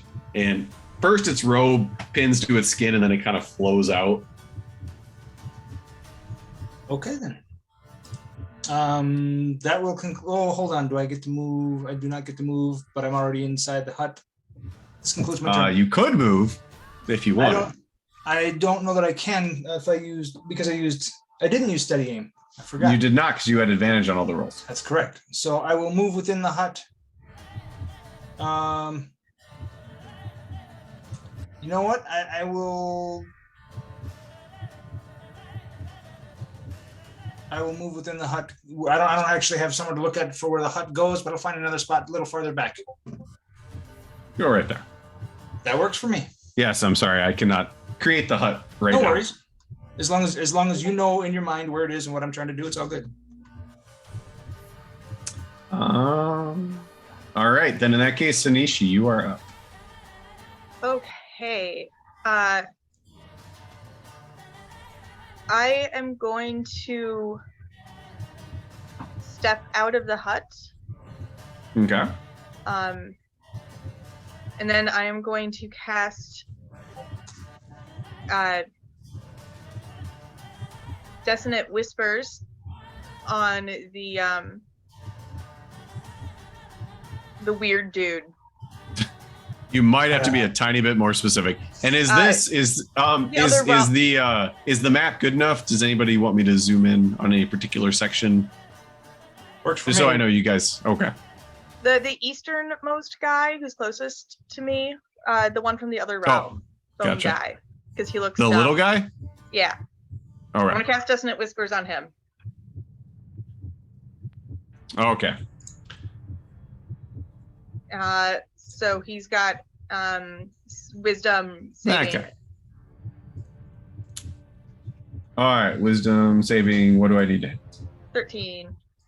13? All right.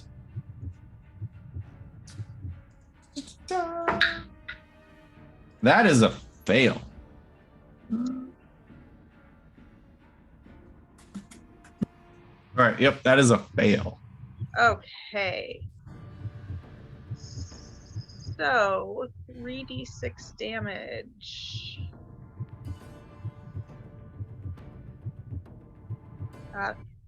14 damage. Nope. And it needs to move as far as its speed allows away from me. All right. So 14 damage. Let me check on it. Fade. All right.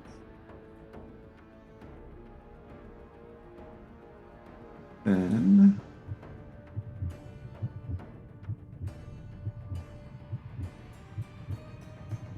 all right. Then you see its mouth kind of open, and then its teeth begin to chitter together as its long fingers kind of wrap almost all the way around its head, and it like shakes its head and it moves under the robe of the figure standing beside it and kind of disappears into the hallway. As you hear the laughter, the chittering laughter from it begin to increase as it moves away. Alrighty, I'm gonna step the fuck back into the hut. And that'll be my turn. All right. Then, let's see who's next. All right.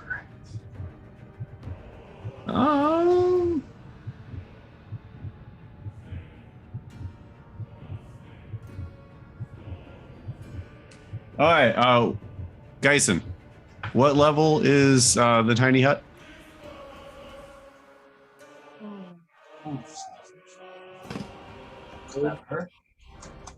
What was that? I'm sorry? Third level. Third level? All right, then. Let me just make sure which one that is. All right, so the figure to your east steps forward. You see it. I think, okay. I believe this should work. Because it's a magical effect. Spell. Any one creature, object, or magical effect within range. I would consider the tiny hut to be a magical effect. The rogue figure raises its hand, moves it, and casts Dispel Magic on your hut. And since it's a third level spell or less, it immediately ends. So as the robed figure's hand kind of moves across, the hut from the top down just begins to melt away, revealing everybody. Bye. And no, because it's only one magical effect, so it doesn't affect anybody else's items or on the initiative track. What was that? Where even is he on the initiative track? He's the next. He's that one right there. No, okay, fine. Where's it? That's it. Oh, I thought you there we moved go. the one. Sorry, in the lower. no. It didn't show him when I clicked to show him. My bad. Oh, I see. He was Good. next up. Good. Then he is going to take a step back. I merely cared for the viewers at home. I knew. You mean us? Yeah. When we watch it over. Yep. The viewers at home. All right, then that particular creature's turn is over. The next one was one of the ones that failed your suggestion, and your suggestion was to go as far west and recite, if I remember correctly. The book. That's right. All right. So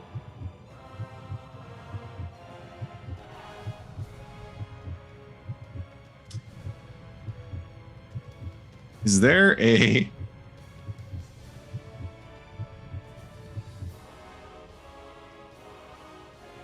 follow-up saving throws for that, or is it just? I don't remember seeing it, but I don't either. I'm just double checking. It's just got to complete the task. So reciting the entire book is all he's got to do. But as soon as he takes damage, he's free of the task.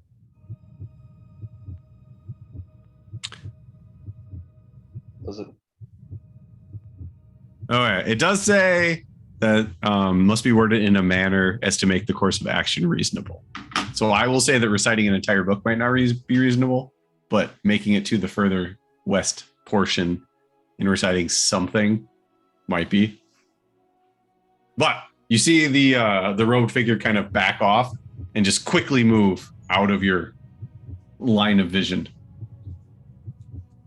And his turn is over. Next one. All right. That one is the other one that failed it.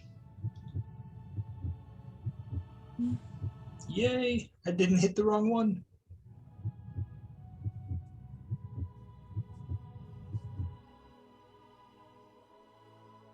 All right. Their turn is done.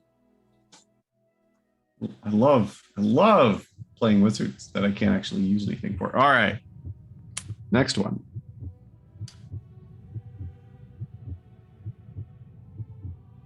There we go. Okay, you are all there.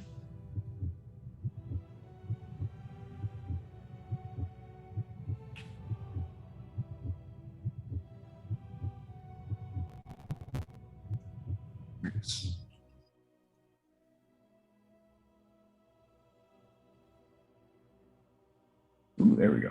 Okay. Did they actually move? Yes. The one to the north and the one to the northeast are currently out of your line of vision. Okay.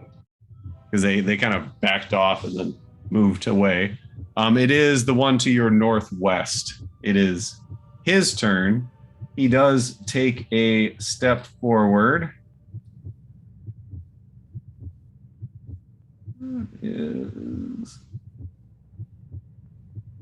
Oh, there we go. All right. So a 20-foot radius sphere within 120 feet.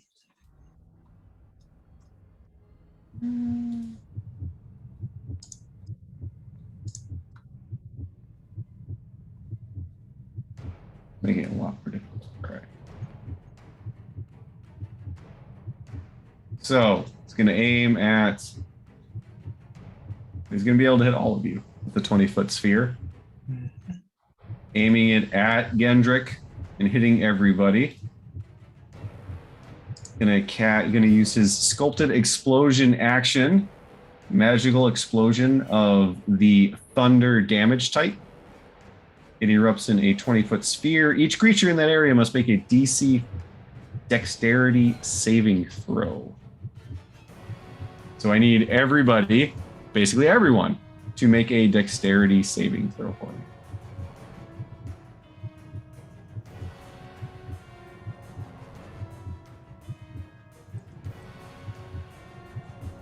All right. I think I have advantage because I can see it. Is that when you're raging? No, I don't think so. It just is always on my character sheet. Advantage on dex against effects that you can see while not blinded, deafened, or incapacitated. Oh, which one is that? Which feature is that? It's the green A next to my advantage box. Oh, there you go. Advantage. Might be a character thing. Okay. Yeah. No, I'm sure it's a feature or trait, but it's up there. So All yes, right. you have advantage on it. Just don't want to break the rules. Break 'em. Ooh, hot diggity. I'm so glad I had advantage. Woo! All right. In that case, we will go with Geisen first. What'd you get? I got a 7. That's a fail. All right. So you failed. Tarnin? 23. 23. All right, that's a success. Sanishi? 18. That is a success. All right, let's go down the list. Gendrick? 3. That is a fail. Grelda? 23. That is a success. And Icky? 20. That is a success. All right. On a By the way, successful save. That's a second level barbarian feature, Grelda. I had to look it Oh, up. there you go. All right, so let me roll this, and then I'll tell everybody what you get.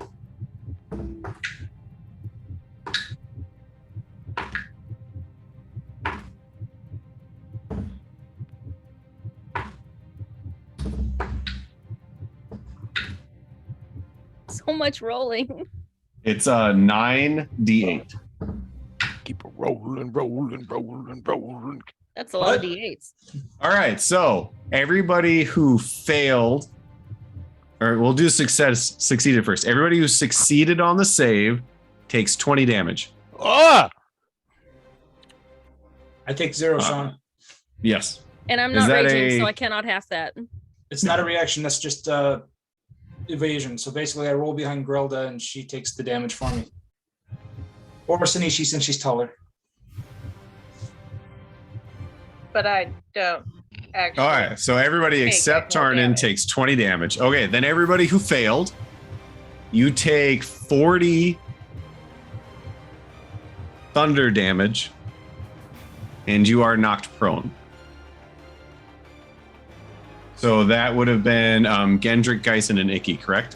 No, Icky got rolled a Icky's 20. All right, that's Gendrick, Geisen. Just the two of you failed? Did Sanishi fail? No. Okay. Ready. So It would've Gendrick been and Tarnin, Geisen. but he ducked.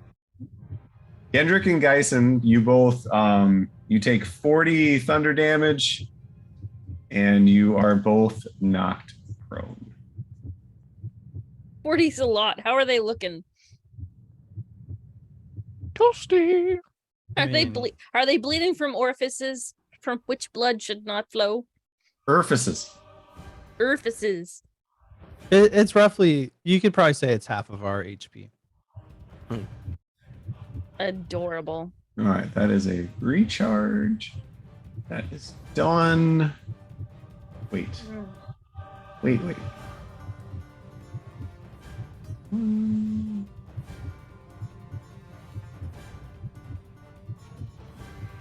Hey, Icky, what was your initiative again? My initiative was 12. Well, okay. I must not have updated it. You are next, good sir. You are. Am I see 12 on the are. track that you've been sharing. I didn't have it in. I had 7 in D&D Beyond. I don't think I updated it in both spots. You So you are up. you awful son of a bitch. I am a terrible, terrible person, good sir. Yep. I just like such shame and Super sus. So the little the otherworldly looking guy to my left, to our west, to the west Yes. of the map here. I want to go punch him. All right, let me then 5, 10, 15, 20. Oh, I could get to 25. the furthest guy in this room. Don't even fucking I worry know. about it. I'm just counting. Just you know, 30. just don't though, but don't. Okay, that's 40. And you get to the otherworldly looking dude. All right. Well, I still have 20 to go unless I decide to fly. But I'm gonna punch him. I'm gonna punch him right in the And face. that's a modified. It's a dirty 20. Ooh, okay. That definitely hits. Am I rolling damage right away? I'm sorry. Should I roll? We usually do 2 at a time and then roll damage, and then you can choose Okay. if you want to do flurry of blows. 15. 15 also hits. Hey, cool. So first hit is 11 damage. Second is also 11 damage. All right. So you kind of duck down. You put your claws and your wings back and kind of like do a the duck to Naruto run? Naruto run. Yep. You just like, and then you go up right in front of him. And while you're still almost a blur, you do a fist to its stomach, and it kind of doubles over, and you reach around the top of its head. You grip its neck, and you just pull forward really quick, and you hear a snap, and it just kind of like falls over at your feet. Dead, I take it. Dead. Well, I will then take a step forward, if I can. Let me. Can I kill it? Can I kill it? If the DM can't kill it, what can? Let me kill it. Let me kill it, you son of a bitch. If it has hit points, we can kill it. Truer statement. There we go. We'll do that. Okay, then you're gonna step forward. Yeah, and then I'm gonna use that old key point, because to do the second verse, which will be very much the same as the first. You do your thing, good sir. That's a 25 to hit. Ooh, so close. He's waiting a while to tell me. I I don't like this. You should let me hit him because I complimented you on your lighting effects earlier. You did. No, that hits. All right, thank God. I'm looking at. I'm not used to playing wizards, so just give me a second while I look over his. That's fair. Yes, that hits. Shit. So does 12? 12 does not hit. All right. So the first hit the first hit hits. The second one whiffs. The first. God damn. All right. 8 damage for the one hit. Okay. So as you kind of the creature falls over in front of you, you look at the you step up to the robed figure and you see that its hood is up and its face has the same flat white mask as the Ascended did. So you're looking at where you would assume its eyes would be, and you kind of step up and you feint with your left claw and you just like jab knife hand right into its throat under the mask, and you just hear it kind of coughing behind the mask as it kind of doubles over and you pull your claw back.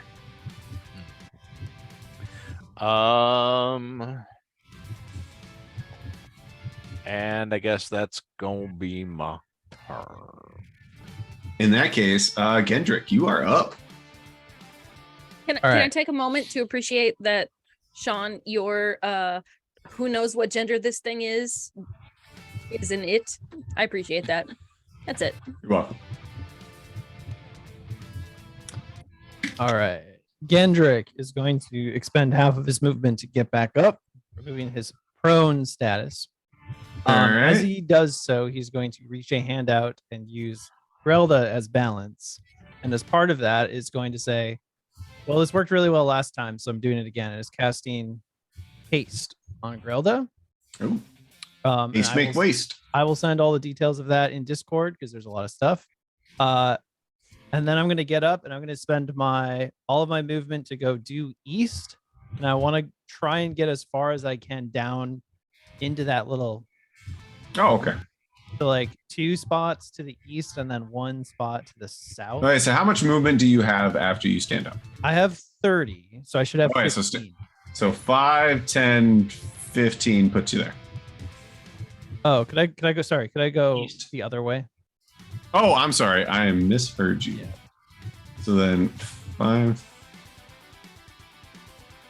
All right. So that puts you there. So what you do as you kind of step around the corner down to the direct south of you, you do see an arched opening into what almost looks like a small room. There's no doors or anything. It's the walls are the same, but there is an arched opening that kind of separates you from it. And on the ground, you see a large circle with some arcane runes drawn in the middle of it, and it is faintly glowing. And then as you look above the arch, you do see writing across the top of it that you look at it. And what languages do you speak? Just common. Then you cannot read the writing, but there is obvious writing kind of across the arch. And then, yes, the circle inside of the room is just faintly glowing.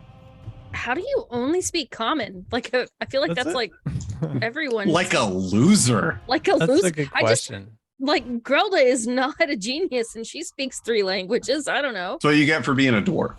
Okay, all right, fair enough. Yeah. I think that's where you got most of it. Was So from being even a dwarf. though I'm a Genasi, the heritage of the Genasi can appear later in a bloodline, so I had human parents, commoners, and There you thus go. I only speak common. That's the backstory. As right. I look at the crazy squiggly writing, I say, "Oh, that's weird." I turn around and I instruct with my bonus action WD-40 to move his entire movement, which is 15 feet, directly to the east. He's gonna slowly roll towards that guy to the east. Sorry. I'm just thinking of like Star Wars, where like R2D2 just kind of turns, like puts out his foot, and just slowly moves forward. While there's things shooting all over the place, yeah. How far does he move? 15 feet is his entire movement. All right, so he moves there. Yep. That is totally like R2D2 on Tatooine, just slowly moving through the desert. Yep. That concludes my turn. So you moved. You did your bonus action. You still have your action. Oh, You my can use action was that- casting haste. Oh, you are correct. That is.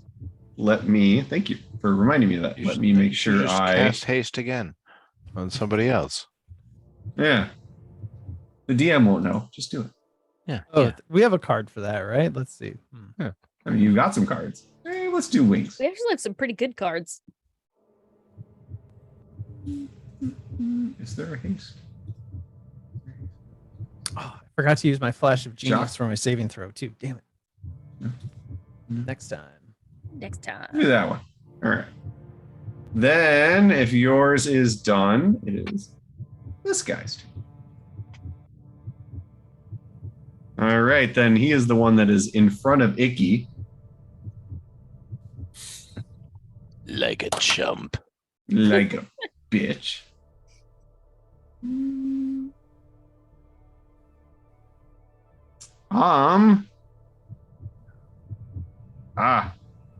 Stupid thing. 5, 10.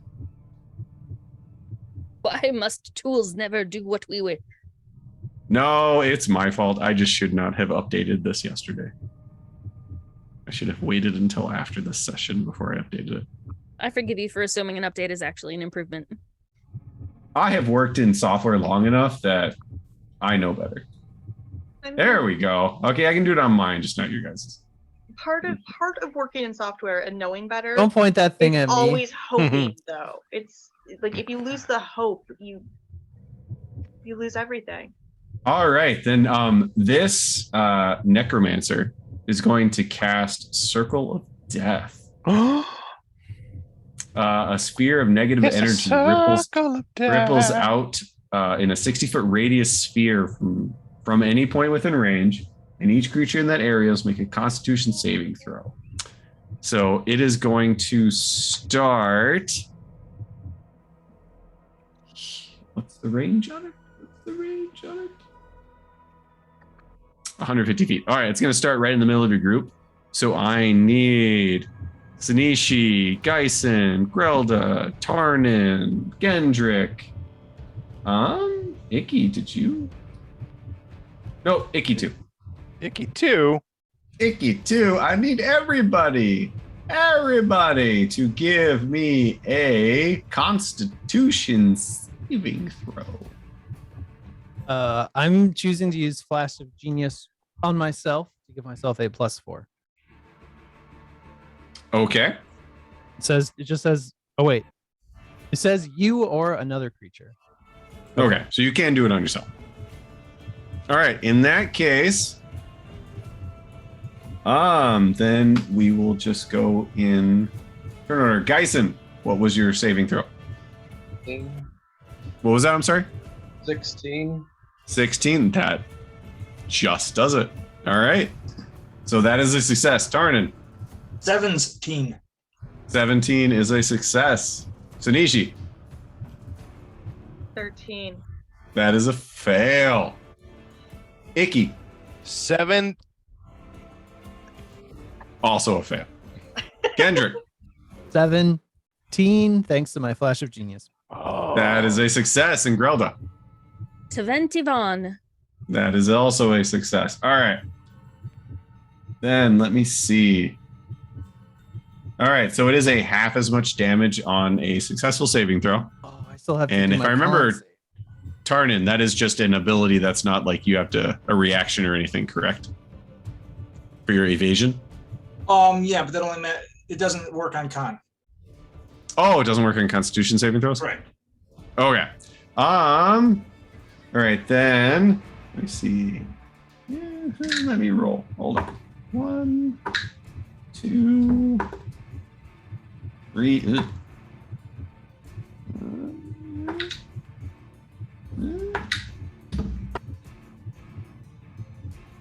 Every dice clack is like nails on a chalkboard. Okay, then. All right. Okay, so everybody who failed, you take 24 necrotic damage. Everybody who succeeded takes 12 necrotic damage. DM, I have a question for you. Ouch. Yes, Kendrick. So I just took 12 points of damage. Yes. What is my con save to maintain my concentration on haste? That is it is it's either 10 or whatever half the damage is, whichever is higher, but let me just double check on that. I can never remember this.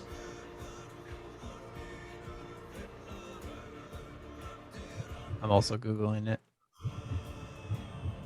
Honestly, yeah, this is one of those ones that I always have trouble remembering what it is.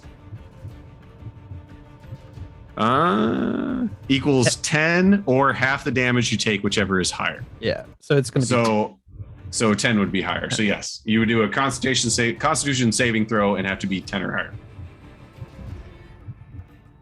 okay.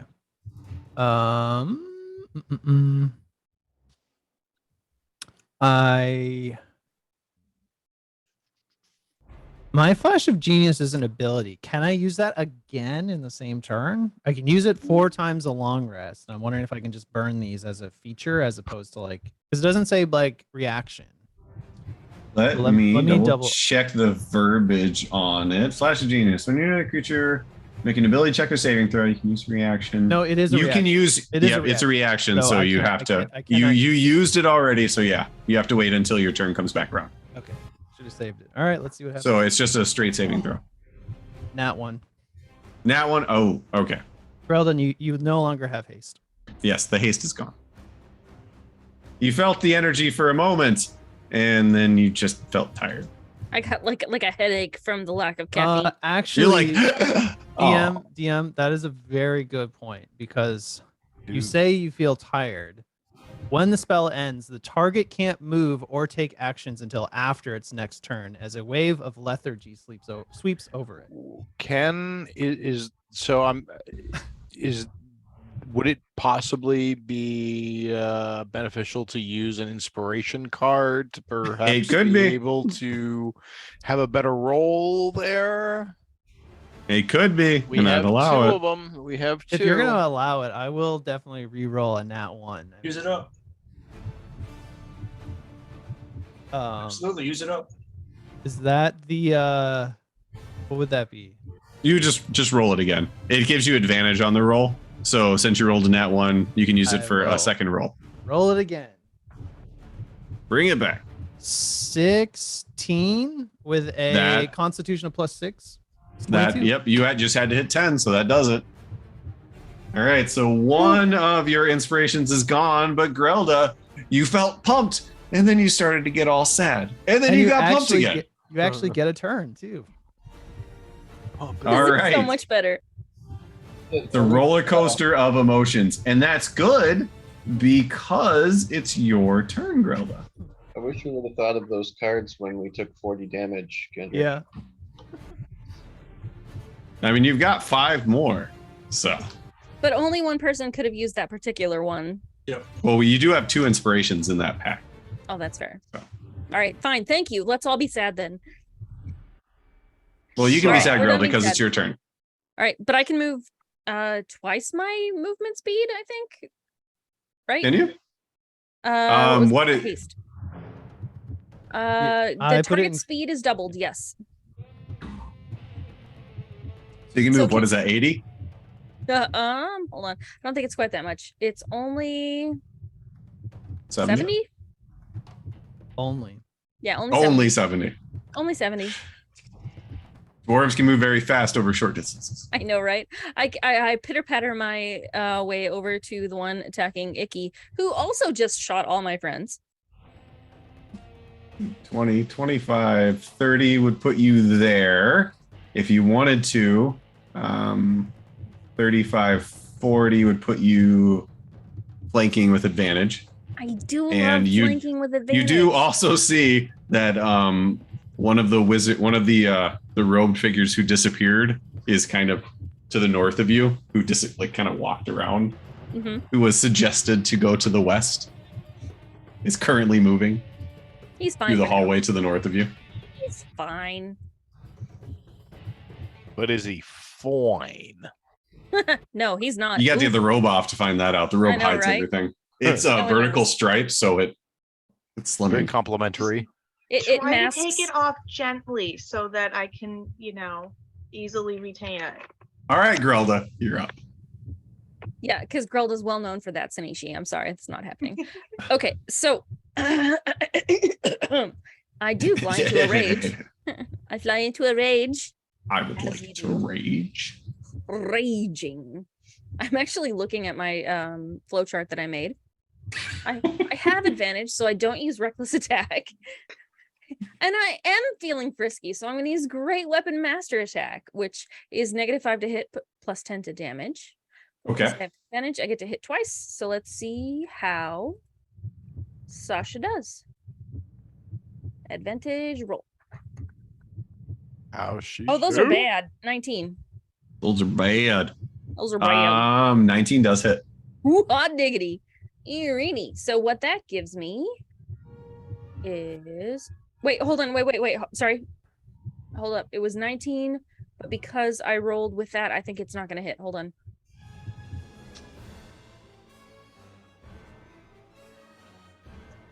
No, it's 14. It didn't hit.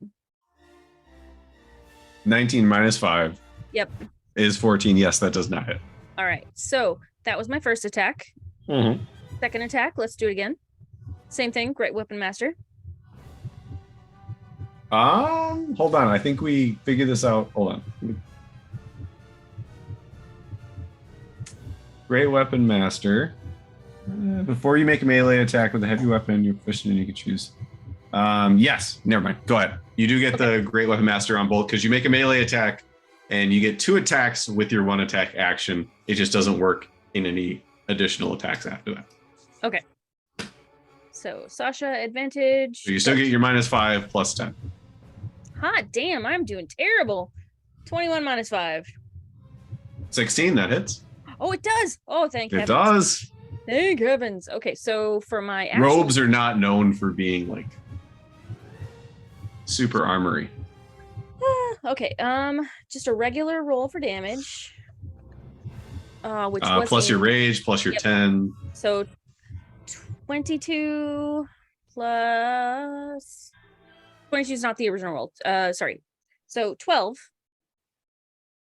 plus 10, which is 22, plus 3 because I'm raging. Where is the? There we are. 25? 25? Mhm. All right. So as you make your way around, you take your first swing straight across, and the figure actually manages to move away, and you slice into the robe, and it kind of comes across, and you can hear Sanishi go, "No!" as you use that momentum to come around, and you come straight down, and you cut down the middle of its back, and you see the robe kind of flow open. And you also see, like, along the spine, the blood just kind of like soak into the robe and kind of spurts out as the robe just is flowing. And the creature kind of, as you do the cut, it leans back and then doubles forward and you can just hear a sound of anguish from beneath its mask. I love so much that half the anguish is Sinishi's. She There's a matches tear the going down she her matches the spine. creature's moan of pain. Yeah. All right. So haste says I gain an additional action for 1 weapon attack. Yep. So did you say I still have advantage, but I do not have great weapon on this one? Hold on a second. Gains an additional action. Yeah, take the attack action.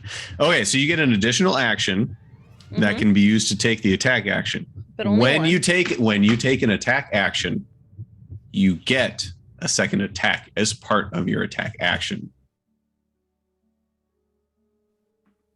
If you read your ability, the ability that gives you 2 attacks, Mm-hmm. it says when you take an attack action. Now I'm trying to find the. It says I get 2 attacks per action, but When you can the- attack twice instead of once whenever you take the attack action on your turn. Haste says you get an additional action. Okay. So you take the attack action and extra attack gives you a second attack. That's one of the reasons haste is so good. So I get to attack twice. More times, yes. It Yep. does say you gain an additional action. That is very true. However, it says the action can only be used to take the attack, 1 weapon attack only in parentheses. Which is what happened during the last episode. Oh, yeah. So okay. they purposely try not to make haste. It's still great, but it's not. It's still that- really good. Yeah. Okay. Like if I'm a high level fighter, I don't get like 4 attacks now. Oh my god! I If you just were a get 20, if you were a 20th level fighter and that's the way it worked, you'd probably get like 32 attacks a turn or some shit like that. Well, since I don't, so I assume I get 1 attack action. Do I still get to do Great Weapon Master Attack on this one? It is an action on its own, so you can choose to take the Great Weapon Master on it. Yes. I'm gonna do that. So Sasha, advantage for 1 more attack. Roll. 23 minus 5. Pretty sure that hits.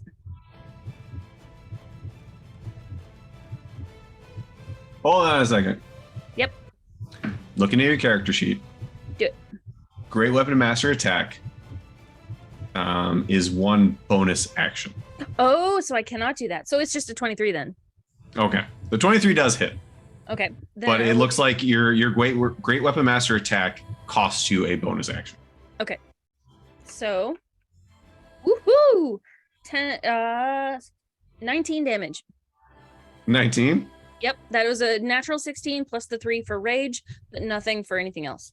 Okay. So you Sasha like slices down his back.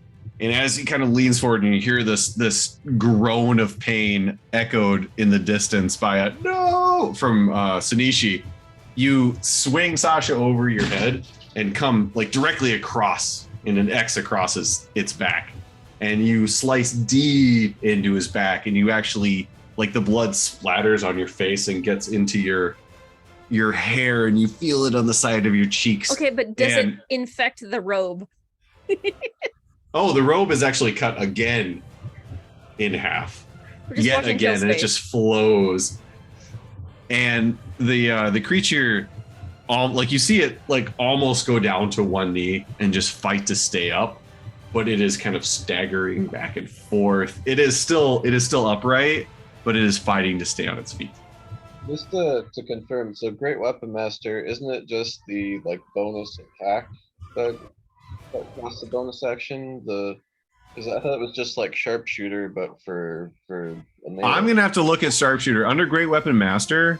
It has the description of the attack, and then it says Great Weapon Master Attack : 1 bonus action. So I read that as because right under it says Sentinel, and it has it, and it says Sentinel Attack equals or : 1 reaction. So I read that as the cost of that ability. So to use the Great Weapon Master, it costs a bonus action. So I would need to look at Sharpshooter does not. see, yeah, sharpshooter. Says attacking at long range doesn't impose disadvantage. Yeah, on range it weapons. doesn't. Yeah, after the description of sharpshooter, it would say sharpshooter attack : 1 whatever the action, bonus action, reaction, but it doesn't. But Barbarian specifically calls it out as a bonus action. So it costs Grelda her bonus action to do the Great Weapon Master attack. Weird, I didn't see it listed. I just looked at like a random website that lists the feat. It didn't say anything about that.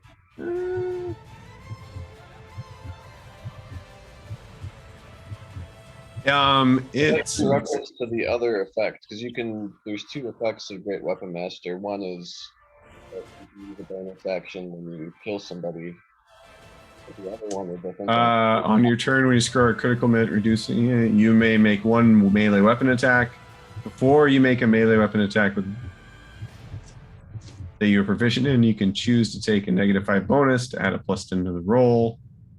that I don't think costs you a bonus action. It doesn't seem like it would make any sense.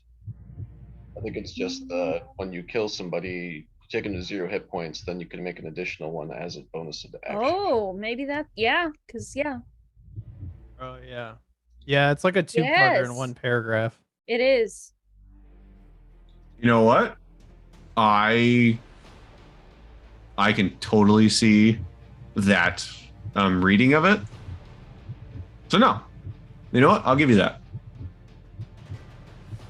So I was able to use Great Weapon Master attack because I would say so. Because no, I agree with Lars's interpretation of that. If you used it for the attack after you killed somebody, it would cost a bonus action, but just for the -5 +10, I would say that it doesn't. So +10 to whatever we said, because the -5. What was your attack roll? The attack roll was 23 -5. So yeah. Okay, so that still hits +10. So in that case, as Sasha comes across the back, you actually like feel Sasha bite in and cut deep into the flesh, and you actually see the creature's torso kind of lean forward as its torso is almost cut in half. So you see the flesh split and the spinal cord separate before coming back together, and the creature just falling into a heap on the ground, as that was enough to kill it.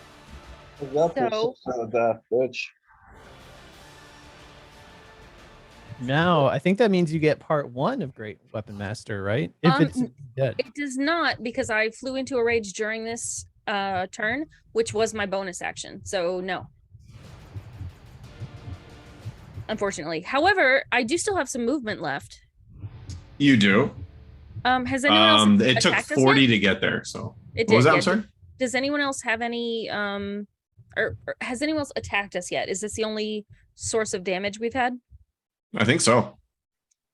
No, wasn't it the guy up north that actually did the spell that took out our Oh, main you are force? correct. The guy to the northwest is the one that did the spell that did the most damage. All right, I would like to move as close to him as possible.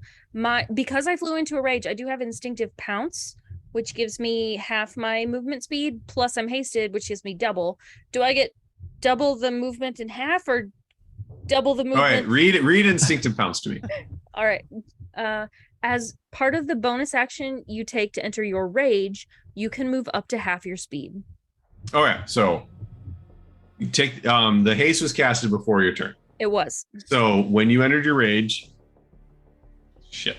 What does haste say? What does haste say for movement? All right. 70 was my speed with haste. All right. So what does haste say about your speed though? Target speed is doubled. That's it.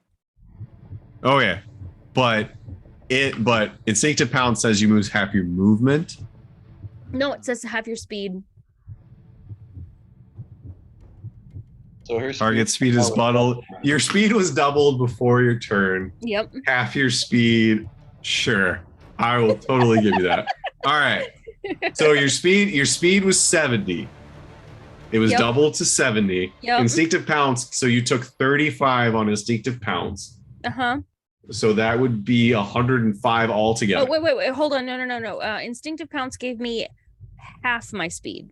So your speed doubled from 35 to 70. Yeah, okay. Yeah. Sorry. Yes, Half you're is right, 35. So that's 105 altogether. You have done 40 up to moving on the other side of the wizard. So that would give you 65 movement left. So that is Oh. 5, 10, 15, Gonna feel a little bit 20, like 25, 30. What was that, Lars? really feel a little bit like Icky. He's always got ridiculous amounts of Right. More than Icky. This is like the Quicksilver in Days of Future Past This scene. very much is. I would like, if I still have enough movement speed to do so, I'd like to go to the other side. So if someone could join me, they could potentially flank me. On the other side of this, where would you like to go? Because directly opposite of this is the creature with the creepy smile. Oh, I can't even see him. Oh, okay.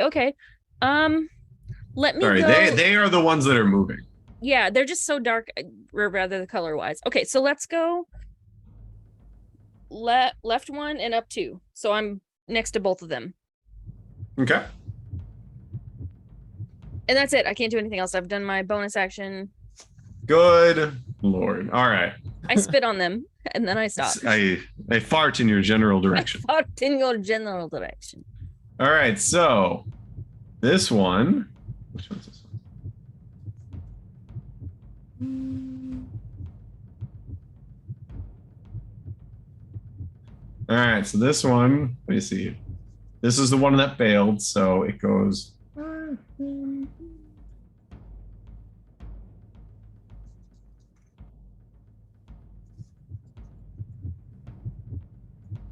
Trying to go west.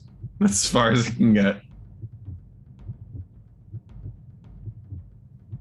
All right, so this one is also one that failed, so.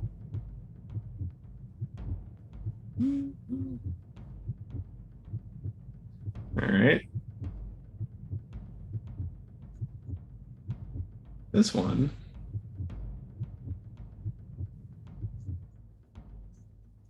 All right.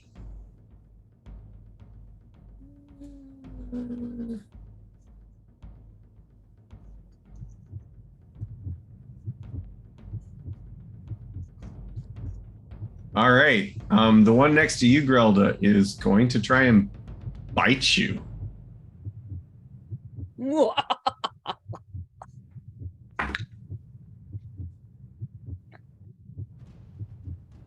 17? So my armor class is 19. That's definitely not true, but I also have bonus to armor class, so it's super duper not true. So take that as a no. That's a no. That's a no That's with capital a NO no. and an exclamation point on the end, and the exclamation point is literally from the haste. All right, so as you move up and you're standing there, you're holding up Sasha, still dripping blood from the other robed creature. This small aberration turns around, its fingers twitching, and it moves up to bite you. And you are still like feeling, you're still twitching, so you actually don't even move. And its mouth comes up and it just scrapes across the front of your clothing. And you just like flex and it just like scrapes across and you just laugh at it as it just kind of comes back with like small pieces of fabric, but no blood or anything like that. It just has like the pieces of cotton kind of hanging from its teeth. I just am imagining The Rock with his like pecs flexing. The pecs bouncing. Yeah. Uh-huh. See, I was thinking of Homer Simpson, but yes. Oh, there you go. That was okay. So that was that one's turn. All right, that one is already dead. That one is here. So. Oh wait, no, this is the one Sanishi hit. With that spell, Sanishi, that only goes for a single turn, correct? Okay. Yes. Wait, but is in the entirety of Sanishi's turn? No, I think like it gets affected by the spell and moves as far away from Sanishi as it can, and then as soon as it does that, it's done with the effect and it can do whatever it wants. Oh, so it's not until Sanishi's next turn. Okay. No, it's just like it runs away, and then it's like, wait, why am I running away? But wait, the song is now out of my head. I can return. It is the song that does it. It is. All right, so you know what this one's gonna do? This one's gonna take a bite at WD-40. clang. And that's a 15. That's a miss. That's a Clang indeed. As WD-40 like comes to a stop, slowly moving, this small creature comes up and like stops right in front of WD-40, kind of tilts its head, and its jaws open and it goes out to bite. And everybody just echoing off the walls, you just hear this like the scraping sound of metal as its teeth just hit WD-40 and kind of like scrape across it, and just nothing happens because they suck. And Geisen, it is your turn again. All right. I think I Before have to- you go, can I request we take a break so we can? Yeah, get I was thinking about that. It is 10:10. We'll take about 10 minutes. Everybody take a break. If it's Geisen, then Tarnin, then Sinishi's up. All right. Well, in that case, We are not here is to play. Came here to play. Came here to play. All right. It is Geisen's turn. So as I recall, I am prone, right? So I need to spend. You are prone, so to stand up would be half your movement. Right, so I have 15 left. I will head, I guess, west to.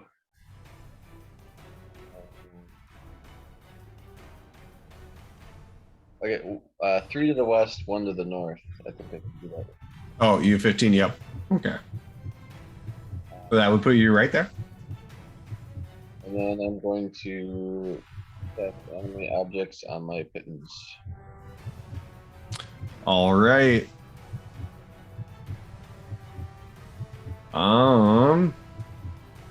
Will it let me add your pittance? Because this is being a little bit.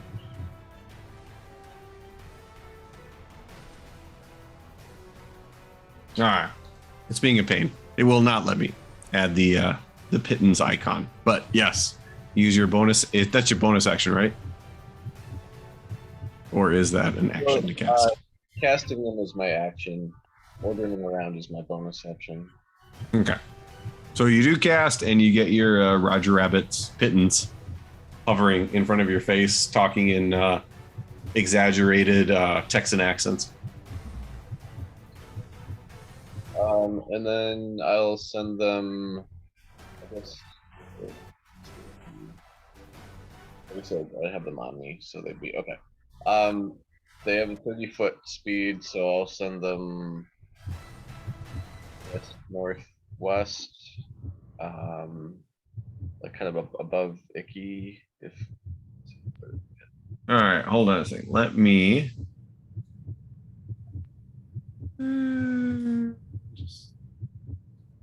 There we go. We'll just use this one as them. All right. So you want to send them to the northwest? yeah.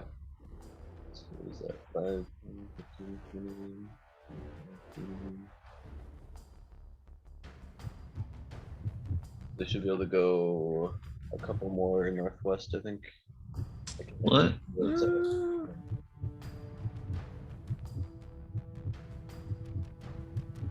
How far did you want to move them? Because I'm using this as them right now. So the max is 30 feet. So as far as All right. 5, 10, 15, 20, 25, 30 will put you about there. Right there. Okay. And I think that's about all I can do. All right.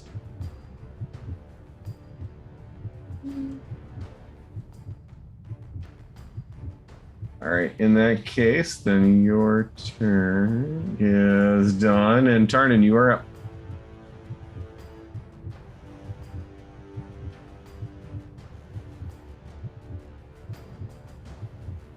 I think you're muted, Bill. Correct. Is there any way I can move 30 feet and still flank the individual with Grelda? 5, 10, 15, 20, 20, 30 feet? Yep. No. Well, for a ranged attack, I'm sorry. Ranged attack, yes. I want to Let me flank. try that. Ranged attack. So I have to do that diagonal thing that she's on. Come on. So basically, if I move 20 feet forward. Yeah, I'm sorry. good. The Foundry's being a bastard. Hold on. Trying to move your token, but it's not playing nice.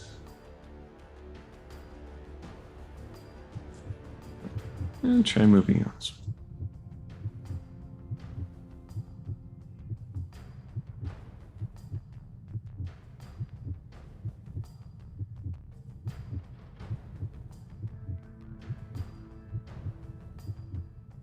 All right, there we go. All right.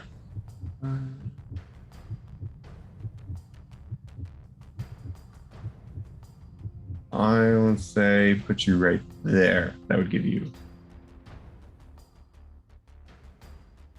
Okay. That would be opposite enough. Excellent. Then that's what I do.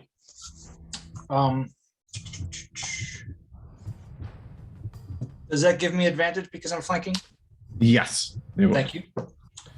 I will use my crossbow. I will fire 3 times. I move, so I can't use that. No steady aim. I will use sharpshooter the first time. Let's see if it hits. Okay. Actually, I'm gonna try sharpshooter. Wait, sharpshooter is. Sharpshooter is -5 plus 10. I'm just making sure it's not a bonus action. It is not. Okay. And Wow. for you, it's not. No. Right. Thank you. Okay. Rolling to hit. 27 minus 5 is 22. That hits. Okay. So let's do the damage on that one. 8 plus 10 is 12. 8. Do you say 8 plus 10? 8 Plus 10? is 18. Okay. Plus your sneak attack damage? Yep, I'm working on it.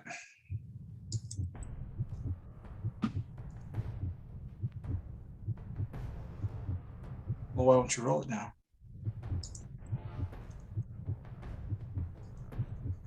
There. So 18 is 28, 31 total. Nice. 31. All right. So as you move, the red light moving and glowing around you, as you can almost feel the heartbeat vibrating your body. You level your crossbow and you shoot it, and it buries itself right in the center of the spine, a little bit down from the neck, and you see both of the creature's hands fly out, its robe kind of flowing as the bolt sticks in its back. It's back? It's already turned to face Grelda? I would say so. Okay, It is facing away from you. very good. Second attack. Same result, 22. That hits. An additional 11. 11. And third attack. Bonus action. Mm-hmm. Is that 11 plus 10 or just 11? Just 11 on that one. The sharpshooter doesn't count on that one? Guys, that's a good point. Before you make an attack with a ranged proficient one, you can choose. Oh yeah, it would. It would count on that one. So that'd be a total Because of you hit 21. 27 minus 5 would be 22. Okay, so that would be okay. Let me add 10 to that, and then do your third one. I rolled a 12. You want me to re-roll it or not? For damage or attack? For attack while we were talking, and then you said go ahead and roll again. So I'm clarifying if you want me to actually roll again or stick with what I hit. Or stick with what I did. Stick with what you did. Okay. Then I added 10 to your previous attack for the Roger sharpshooter. that. Okay. Then that one would probably miss. 12 does miss, yes. Okay. All right, so the one sticks right between the shoulder blades and goes almost all the way into the back. You shoot a second one, and that's just to the right of it, and it buries itself about halfway into its shoulder blade. And even from Grelda, from how close you are, you can actually hear the crunch of bone as it like breaks and shatters part of the creature's shoulder blade, and it ducks. And as Tarnin releases the third one, it keeps ducking a little bit, and the bolt actually flies over its shoulder. And Grelda, you feel the hair on the side of your head just kind of flow with the wind as the bolt goes right past you and then just crashes into the wall behind you. That's action movement. That concludes my turn. Thank you. All right, then Sanishi, you are up.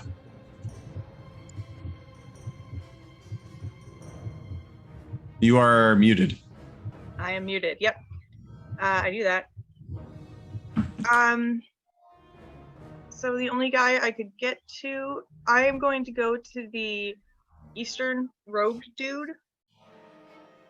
I believe he's 35 away, and I have got 40 speed. You are absolutely right. That is 35 to put you right in front of him. Fuck yes. And I'm gonna attack him. I'm gonna attack this bitch. Attack this bitch. So Axe 1, 14. That misses.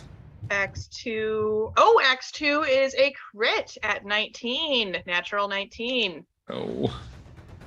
I'm sorry. Roll damage on that really quick for me. Really? Before anything else happens. 6. All right, so that is. Let me make sure I write this on this. Like Okay. the least damage it could fucking do.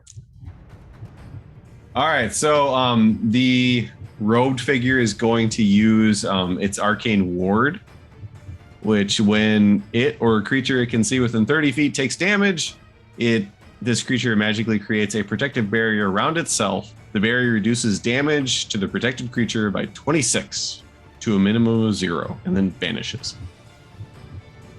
So as you move up to the creature and you take one axe and swing it, it manages to move back just enough, and your axe actually cuts the robe a little bit, and you let out a growl of like anger at yourself that you cut this robe you were trying to protect.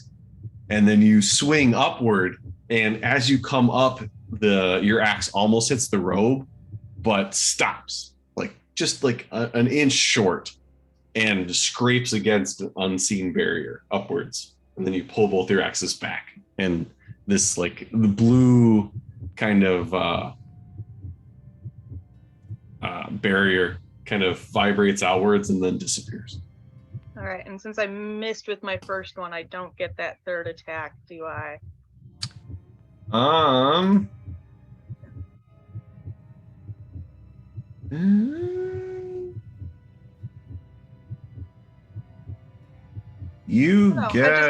just get to attack twice. Yeah, when you attack, you get to attack with both. You can use your bonus action to attack a third time.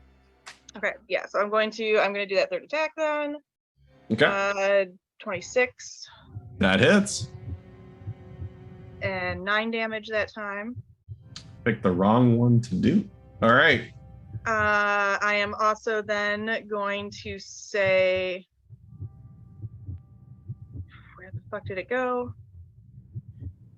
You're gonna say that to the wizard? Yes, I am. I'm gonna use my action surge to take another action, which I'm going to attack again. So this would again get me 3 attacks, if I remember how this would go correctly. Just 2. No, your just 2. Your third attack was your bonus action. When you do the attack action, you get 2 attacks. I get 2 attacks. Okay, right. Cool. So you can use your action surge to do 2 attacks. The first one is 11, so that misses. That misses. Fucking A. Second one is 13. That also misses. That also misses. Well, isn't that a waste of shit? All right. So as the second attack goes against that unseen barrier, you kind of you look into the creature's eyes and just flick out your axe really quick and manage to cut along its robe on its shoulder. And then you bring both your axes in for kind of like, you're trying to finish it off right on its neck, and it manages to move back and put out a small protective arcane barrier. And both of your axes hit an unseen force and kind of bounce back together and vibrate a bit. Well, I'm upset. And I'm done. And you heard a robe. And I heard a She robe. did. I'm super upset. All right, then it is this person's turn. Hold on for a second. Bill, you can just ask that if you want really quick. You can ask that OOC. I'm sorry, I just saw it. I was going to respond in Discord. Oh yeah, Oh, Sean, do okay. your thing. Go ahead. Let him respond to me. All right, in that case, the wizard, the wizard, the person that Sanishi just hit, it is their turn. You are. Ooh, let me see. How close are you? 5, 10, 15, 20. Oh, yeah, it'll hit all of you. Why don't we do that? All right, then that wizard is going to cast Force Blast. And each creature within a 20-foot cube originating from the wizard must make a Constitution saving throw. So I need Sanishi, WD-40, and the lipless creature are all going to make Constitution saving throws. And I will ask for what they are in just a moment. That's not a... Oh, that's a 1.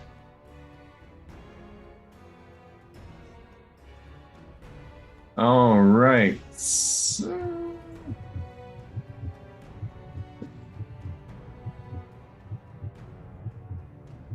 All right, then, Sanishi, what'd you get? Well, I rolled an 8, which I'm assuming fails. So I'm going to use Indomitable, assuming it does fail, and roll again. Okay, it does fit. An 8 is a fail. Fucking 8. Is a 9 still a fail? A 9 is still a fail. What did WD-40 get? Sorry, I just looked it up, and he gets a 13. That is also a fail. All right. On a failed save, creatures take... Ooh, I like rolling dice. Hold on. I like rolling dice, but adding is not fun. 5, 6, 7, 8. All right, Sanishi, WD-40, and the Lipless Wonder all take 36 force damage and are pushed 10 feet away. Did they survive that? They would have Thanks to relentless endurance, I am at 1 HP instead of 0. Well, you and WD-40 have the same hit points at the moment. The WD-40 is at 1 as well. Yep. He's steaming at the seams. Smoke is all right. billowing out. The lipless wonder creature did just screaming. His body just kind of like ragdolled, almost like a video game physics messed up, and just kind of like blah, and just like flew over WD-40 and landed in front of Tarnan on the ground. Just kind of like wiggled for a little bit and then fell. Sanishi was pushed 10 feet backwards. WD-40 was also pushed 10 feet backwards.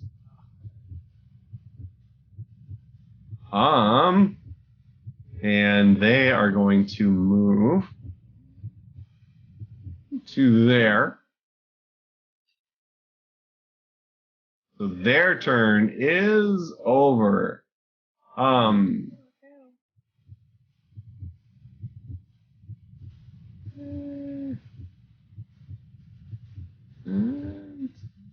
Okay. They Icky, you see a robed figure kind of come into your view to the west and stop against the wall and just mutter some incomprehensible language that you've never heard before it stops and just kind of like shakes its head and looks around, very confused, and then sees you, and its turn is over.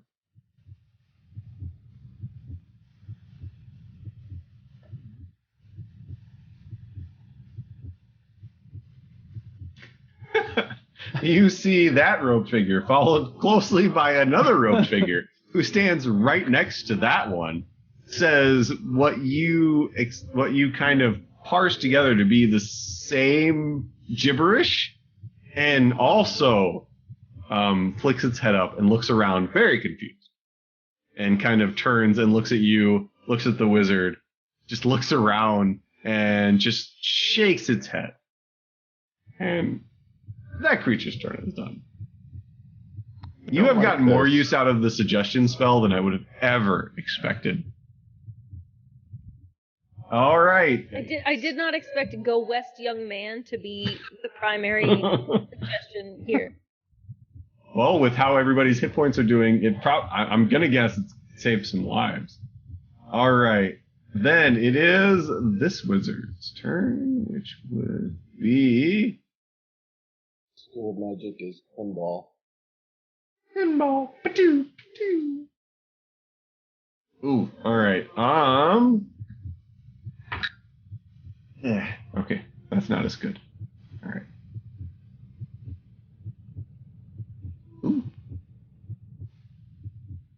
Ooh. I like that. All right, Grelda. All right. So, the robed figure is going to kind of sidestep around you, Grelda, until it is on the opposite side of you. And it is going to cast Lightning Bolt. There was no attack of opportunity there, correct? Nope, it stayed within your attack range. All right, okay. And it is going to cast Lightning Bolt, which goes 100 feet. Oh my. Yeah. Oh, no. That direction. That's not good. That's not good. Lightning Bolt. All right, there we go. 100 feet long and 5 feet wide. Each creature in line must make a dexterity saving throw. Tarnin, just in case, I'm going to say, look out for that lightning as a flash of genius, and you have +4 on your roll. Hey, Is that your reaction? Let me double check. Okay, double check if that's your reaction. Is it your reaction? And what's the distance on it? I just want to make sure. Let's check the distance. It's got to be. I just close. want to make sure you are close enough.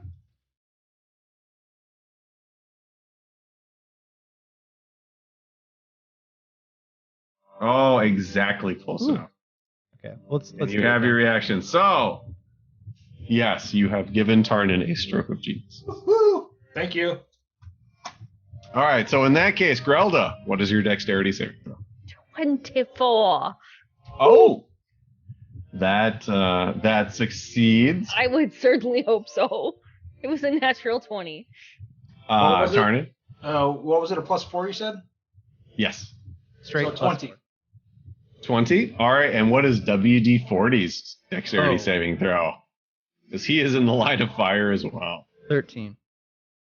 13. WD-40 is the only one that fails. Grelda and Tarnin both succeed. Sad R2D2 noises. So it is a half as much damage on a successful saving throw. So Tarnin takes 0. It is. I like wizards. They're fun. 8d6 lightning damage.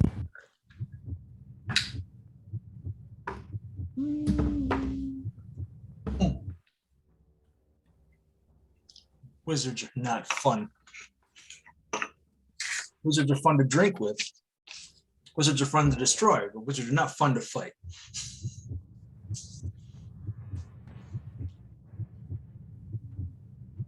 Yeah, I have to say this fight's slightly terrifying. Yeah, a lot of people are Uh, in rough condition here. I have But- waited. I have tried to make the fights make sense for the type of enemies that you're facing along the road. This does take. All right, so WD-40 does take 26 points of damage. I think he only had one. He did. So he does the R2D2 like whine when all of his servos go crazy. I put it in Discord, but yes. Did you put the whine in Discord? All right, hold on. I gotta bring that up. I even timestamped it. I am going to download that soundbite and have that at the ready. That was beautiful.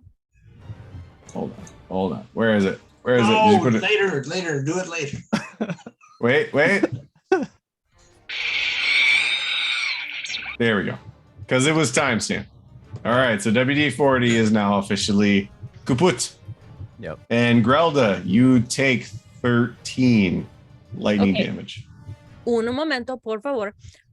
Why did Tarnan take no damage?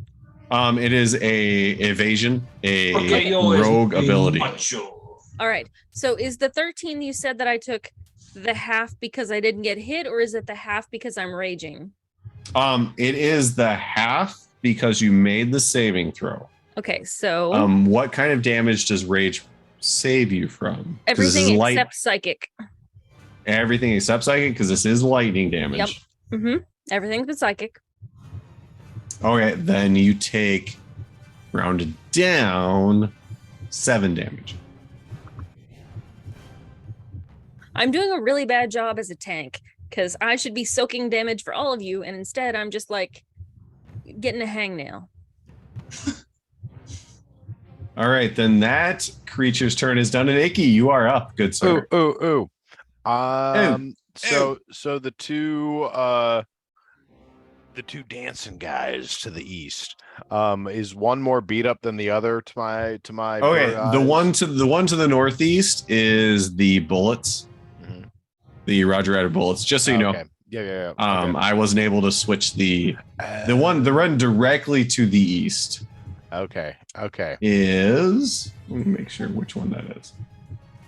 You killed that one. There's a different one. You did kill that one. I cannot. I wasn't able to play with version 10 of Foundry enough to pull in the bullets that I made for you. So the one with the skull is the one I'm using for your bullets.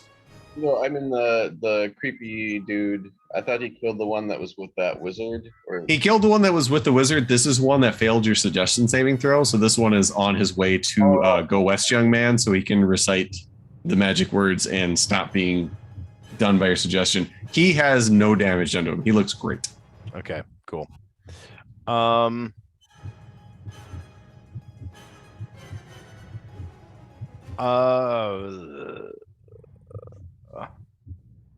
I mean, like on the one hand, I want to beat him up. You know what? I can like step forward, beat him up, and then keep moving if I murder him. Yeah, let's do that. All right, I'm step Let's do towards that. him. I'm gonna step towards him, and we're gonna give him. I'm the gonna old- murder him and keep moving. We're gonna give him the old claw. You give him the claw. That's a 21 to hit. That hits. Number 2 is a natural 1, which is a 10 to hit. 10 to hit. All right, roll your second one. That was the second one. Did you not hit on the first one?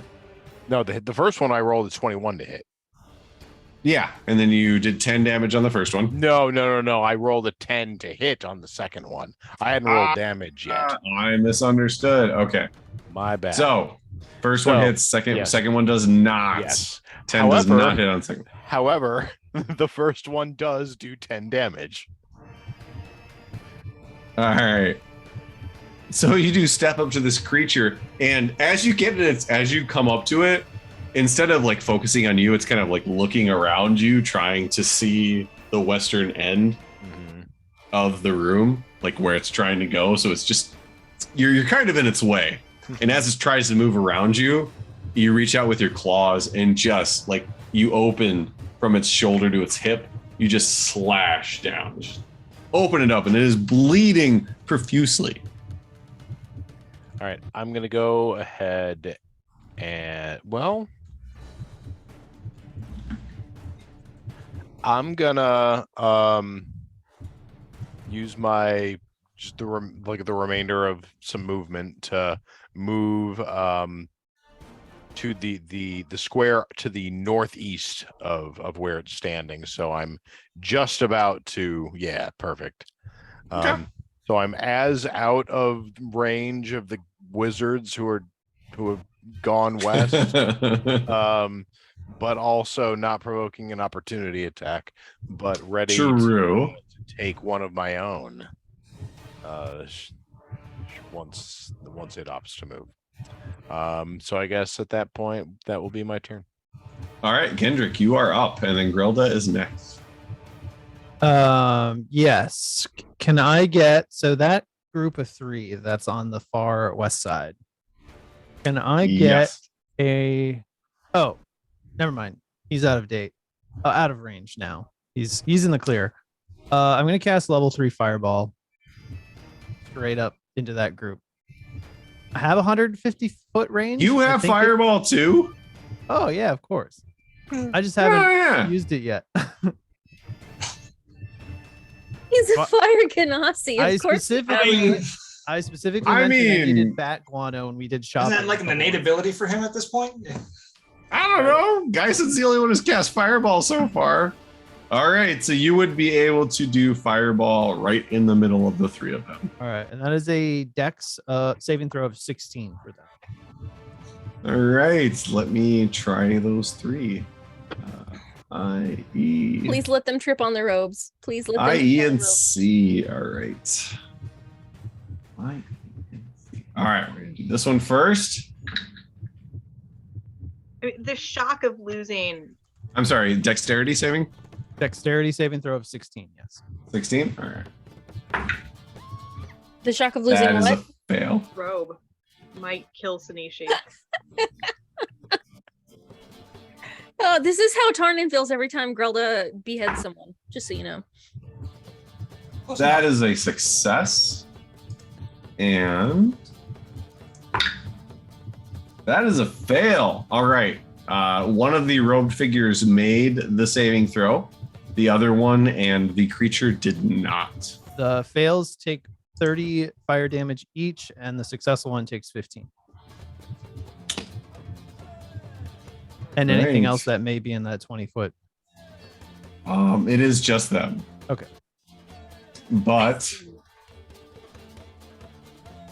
all right, let me mark those. Oh, good Lord. Oh. 30 and then all right, so as Gendrick, you kind of move forward and you just have this little ball of flame and you flick it, and as it goes across the room it begins to grow and it hits right in the middle of the 3 of them, and the lipless creature cries out as it is just engulfed in flames, and as the flames subside, where the creature stood is just a small pile of ash. The creature was completely incinerated. One of the robed figures catches on fire, and the robe, like 3/4 of the robe, ends up burning away as it's patting itself and it's screaming in pain. The other one is up to about its knees of the robe, burns away, but you can see smoke coming out of its hood. And both of them are staggering. Can I like kind of back and forth? Can I ask a stupid question? There are no stupid questions. Is mending gonna fix either of those robes? Mending cannot bring something back which is gone. Okay. All right, Gendrick. That's your action. That's my action. I would like to use 15 feet of movement to kind of move to the northeast, like kind of like So like That just way? over there. And I just want to see, can I see anything new from right here? From there, actually, to the northeast of where you're at, right in, let's see if I can ping it, right in this area, you see another archway, similar to the one you had seen before. In front of, like on the archway itself, on the front of it is the same kind of writing that you know it's writing, you know it's words, you know it's language, but it's not anything that you recognize. And you can't see around the corner into the small alcove, the small room, but you do see a very low level glow coming out of that space, similar to what you had seen before. Okay. Do I see any creatures or enemies in this like the dark shadow space? Line of No, sight? you do not. Okay. I'm gonna end my turn there. I'm just gonna hang out right here. Gerelda, you are up. All right, just checking my flowchart here. Such a handy flowchart. What do I do? What do I do? I cannot gain advantage, so I will reckless attack against this person. And correct me if I'm wrong, DM. I believe they appeared to be very gravely wounded. Let me make sure. They are definitely wounded. I wouldn't say gravely wounded. Okay. They are wounded. Then I will attack recklessly. I will pick one enemy that does not get advantage against me, and I think I'll choose that one then, just in case.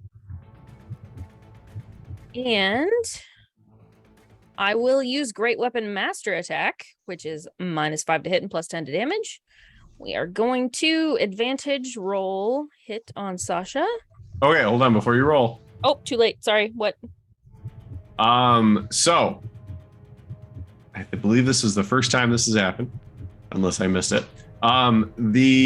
These creatures have an ability called the Aura of Shrieks. The chittering that they give out distracts you to the point that anybody within 20 feet of the creature that doesn't attack roll against creatures other than this creature have disadvantage on the attack roll.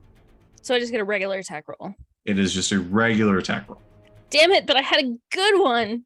I know. Okay. Because all you hear is the chittering of its teeth All right. behind your head. Yeah, I'll roll again, unfortunately.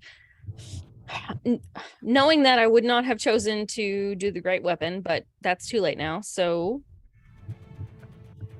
damn it. All right, I don't hit.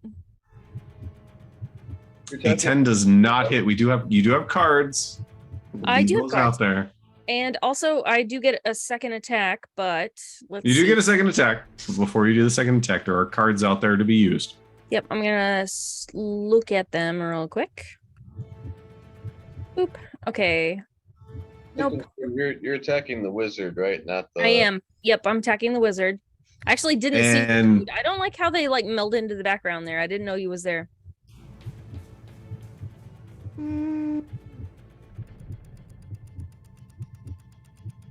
There we go. Yeah. Close up. yeah, he's- Close up. Really close to the color of the wall. Wow, that is very close up. I am amazing. Look at me. All right. Okay. I don't think there's anything I want to use an attack for at this point. Although action surge might happen. We'll see how this goes. Okay, so I will use my second attack on the same dude. Okay. It is a disadvantage on the attack. Oh, it is, but it's disadvantage on either one of them, though, right? It's disadvantage if you attack somebody other than this creature.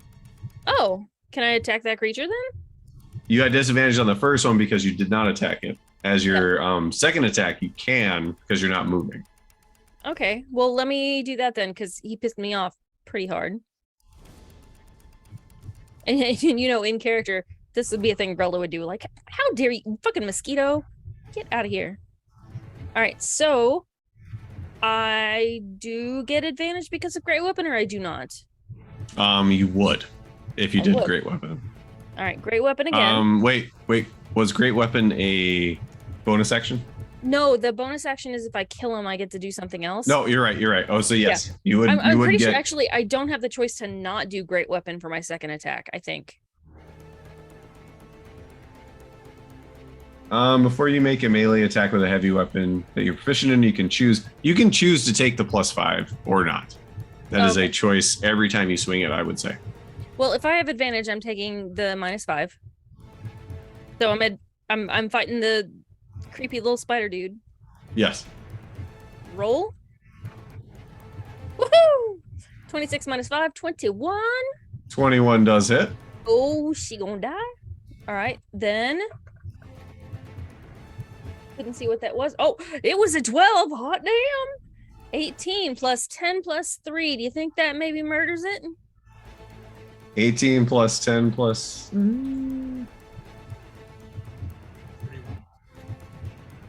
31 plus that was great. That was beautiful. It does. So what Grelda does as you initially take the swing with Sasha to the robed figure in front of you, the teeth like chatting behind you, you twitch, which causes your swing to come just in front of the wizard, and you manage to like just slice the tip of the top of his robe, cut it open, and as you bring Sasha back down, just out of anger, you don't even look, you just flick Sasha back behind you.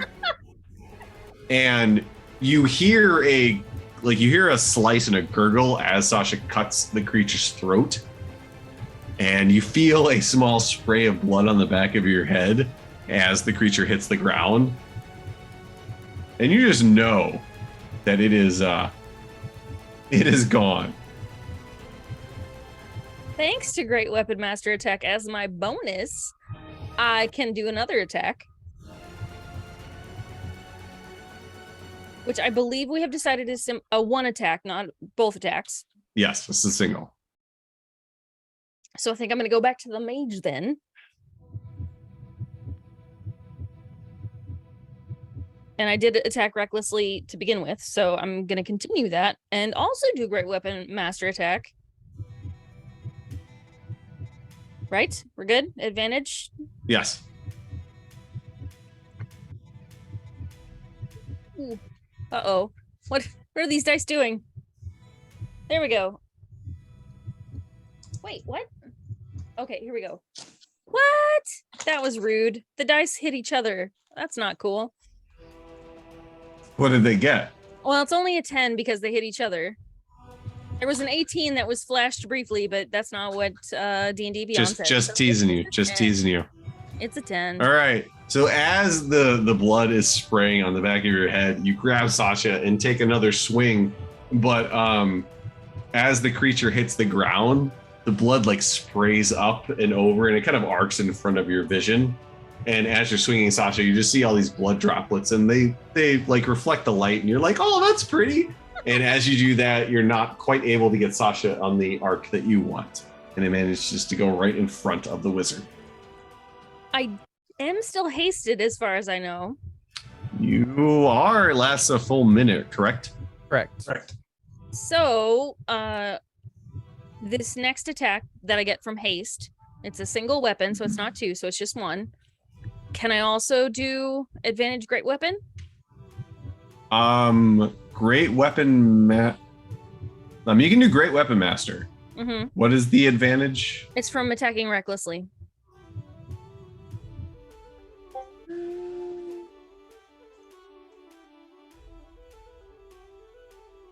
Just trying to remember. Yep, that's fair.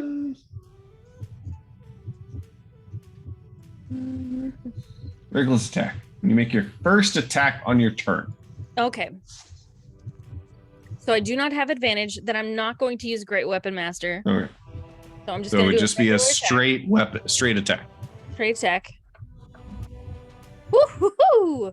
21. 21 does hit. Oh, lame. 13. 10 plus 3 for raging. 13 damage. All right. So after Sasha misses, you actually just like slam Sasha down on the ground and let out just a growl of anger, and you like your foot flies forward and you kick the wizard in the shin, and it pulls up its leg and starts hopping on one foot as its shin is in dire pain.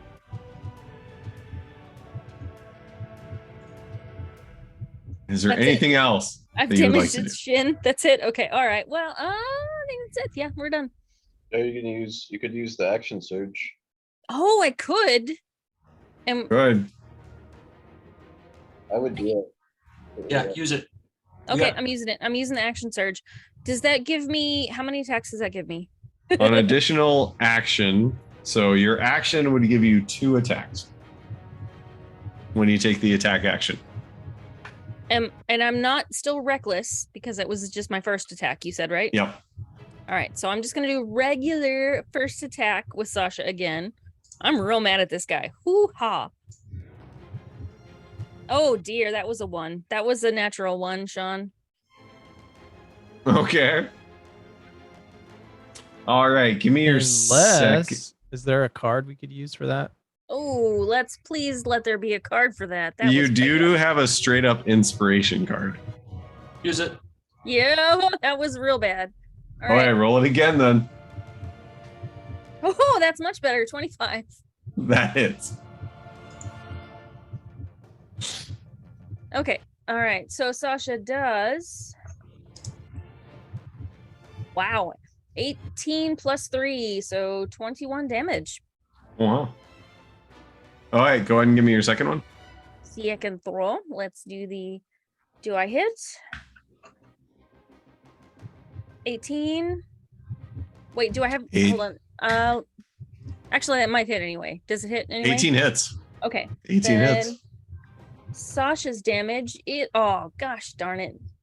10 damage.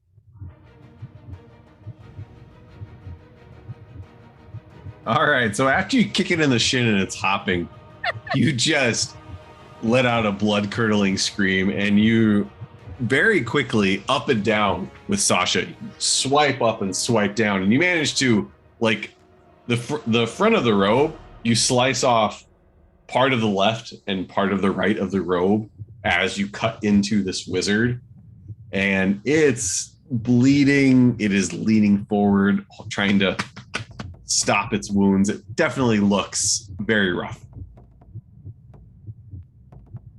But it's not toast yet. That was quite It a is lot. I not believe done. that is the end of anything I can do. I could move away, but I'm not going to because I don't want an opportunity attack. All right, in that case. All right, so Icky, the creature that is in front of you, is going to move away from you. Would be great if I could see that, Yeah, could you zoom out? Oh, that's right. Mr. Sorry. Dramatic Zoom. I've got a couple of screens going on here. There we go. All right, so this creature is going to try and move away from Icky. Well, Icky's going to take an opportunity attack on that. Well, then you should take your opportunity attack, is there? Just gonna go off. Oh, I'm sorry. I startled the cats. I feel bad. 18 to hit. 18 hits. All right. And that's gonna be 12 damage. So the creature takes because I don't get the double on the not on the opportunity, no. But as the creature takes a step away from you, you just you see it moving and you flick out your hand quickly and your claw comes out and you cut across the back of its neck and you hit tendons and bones and the spinal cord, and its head kind of it stops and its head moves forward like a Pez dispenser opening up, and then it kind of rolls forward. All right. Pez dispenser, that was beautiful. It's a Pez dispenser. There we go. All right. So that one's dead. Now there we go. He's alive. Actually, Where's this? he's gonna come down here. What was that? Oh, there he is. Okay. he is going to just pop out from around the corner, kind of walk over and like just step on his dead brethren. Step up to Icky, and he's going to try and bite you. How dare? That's a 7. That is not That's too much. no. So he like steps around his dead partner, like pushes on his clawed foot, steps on him, walks up to you, takes a bite, and you just kind of like flick your wing out of the way and just give him a what the fuck kind of look. He's dead. He's dead. He's dead. Geisen, you are back up. Could you? Oh yeah, there you go. Do I have line of sight? I'm pretty sure I should have line of sight through that little doorway enough to hit them with fireball, right? You do. You do. So I will cast a radiant fireball. All right. All right. What is the saving throw for that? Dex 17. Dex 17. That is a 21 for that one. That one makes it. What? That is the lower of the two.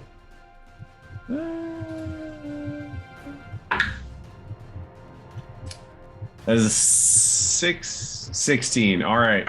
So the lower of the two succeeds, the higher of the two does not. What is the damage for your fireball, good sir?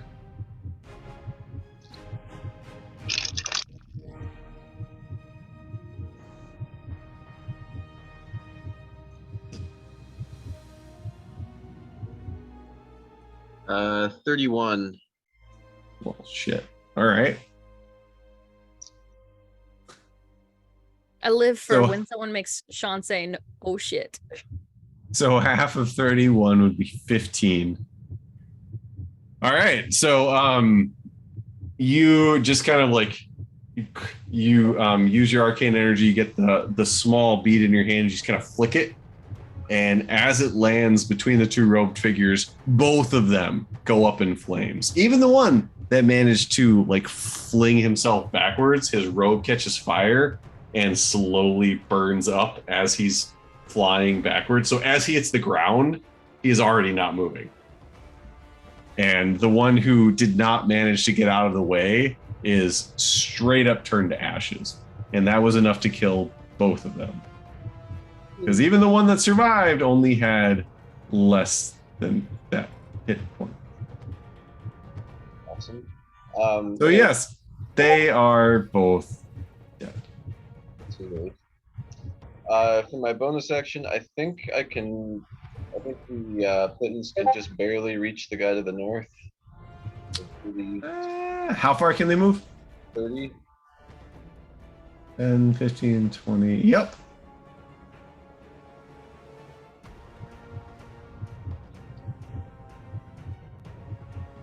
Yep, right there.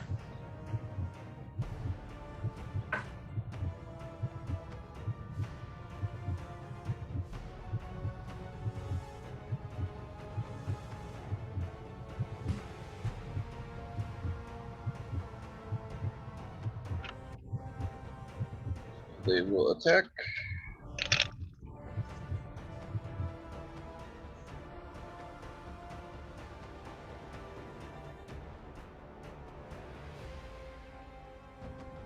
Does 14 hit? 14 does not. That's not. Oh, it's a rough one.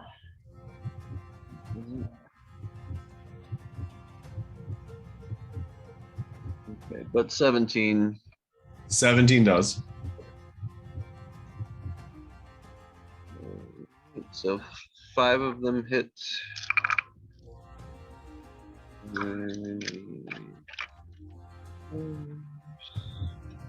Sean's face. This guy is so dead. We'll see. So.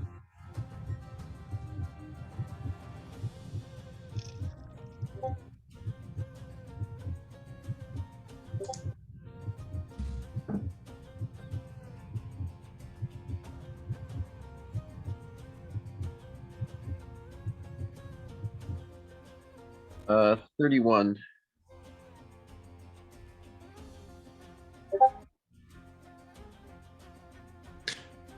All right. Yeah. So the pittons kind of move and just like hover beside Grelda, and the robed figure is looking at Grelda, and its flat masked face kind of turns to these pittons that are sitting there with their cowboy hats and their mustaches and talking all tarnation, and they just fly into it, and it's like a like an 80s action movie where somebody gets shot with a machine gun and he just like and just goes back and just falls down and is dead.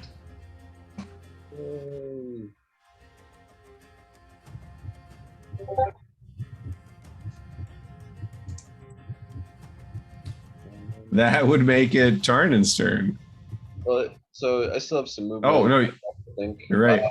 Is that all the wizards? Is there one left? There should be one left. There is one left. And do we know where that one is? He You ran do- like a little bitch to the east, I believe. He was one of the ones who disappeared from your mass suggestion spell. Oh, okay. I thought that was That was the one that did damage to Sanishi last. I don't believe he actually ran anywhere.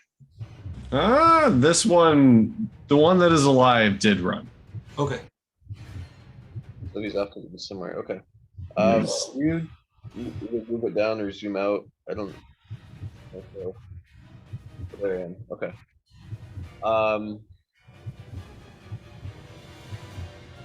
take a couple steps to the south.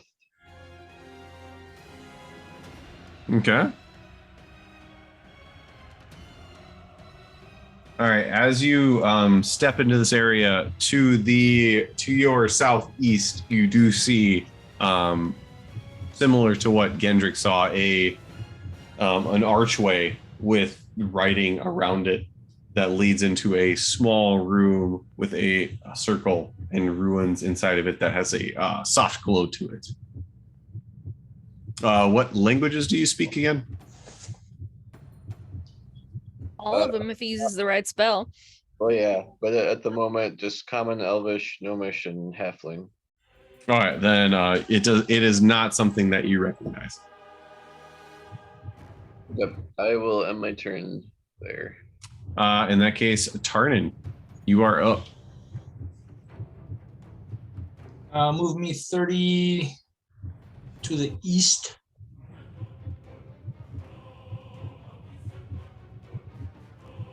Puts me right in front of Sanishi. Right? Okay. I don't see anybody yet. Not as of yet. They were told to run west, right? Yes, to get to the westernmost spot and to say. All right. Well, then I would like to recant that and go.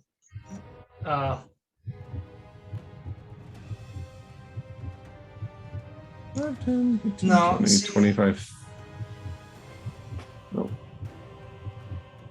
That is where you started. They were just told to end up at the westernmost corner.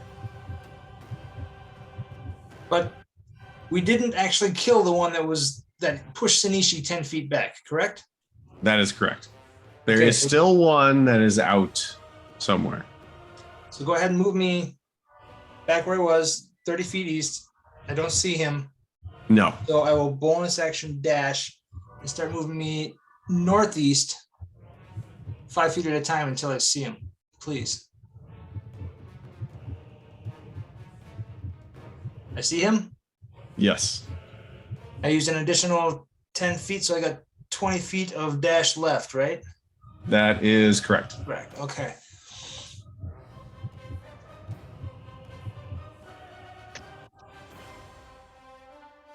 Let me read this real quick. If I use my action,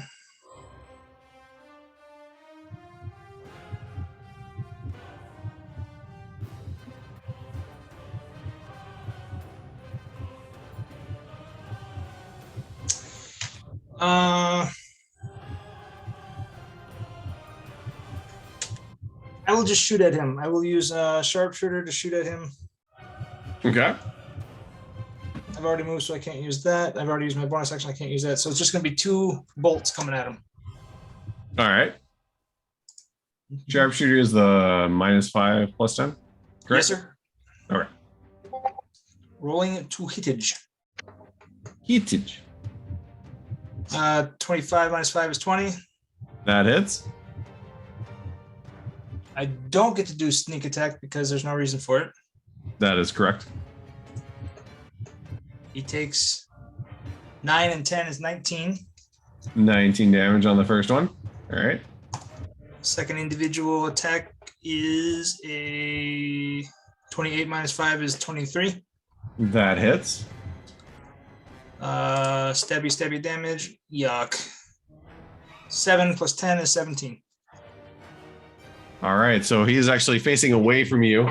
So as you kind of pop around the corner, you see him starting to move away from you, and you take 2 quick shots, and they both manage to land in his lower right back, like right on his kidneys. Yay. And he staggers a little bit and keeps moving as the blood begins to soak and flow down his robe. And I will move my remaining 20 feet basically back into the room and then head up into the room and back up north as far as I can. All right.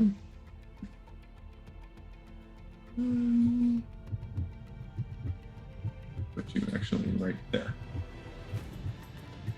That concludes my turn. That would leave it to Sinishi's turn. With her 1 hit point, if I remember correctly.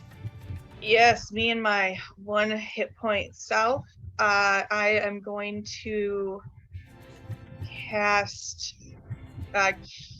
Cure Wounds at the 2nd level on myself for 13 health. All right. I'm going to use my bonus action to give myself a 2nd wind, which is 1d10 plus 9.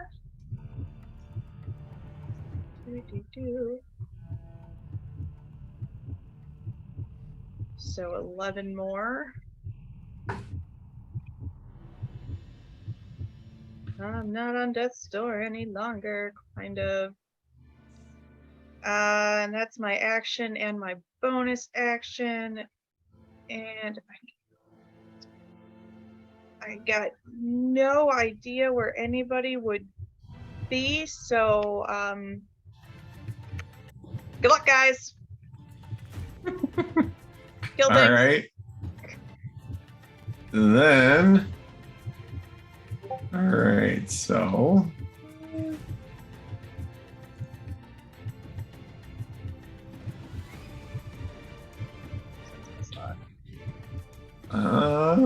He is going to take a few steps, see everybody.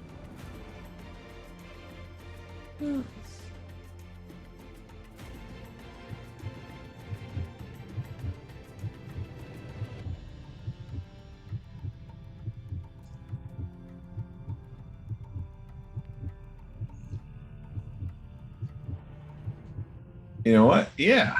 All right. I feel like moments like this, Sean, you need the overlay of the mathematic woman who's like trying to, yeah, exactly.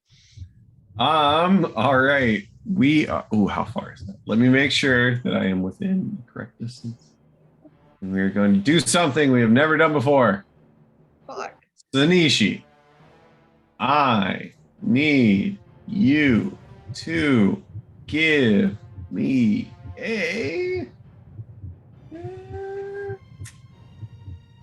I need a charisma saving throw from you. Oh.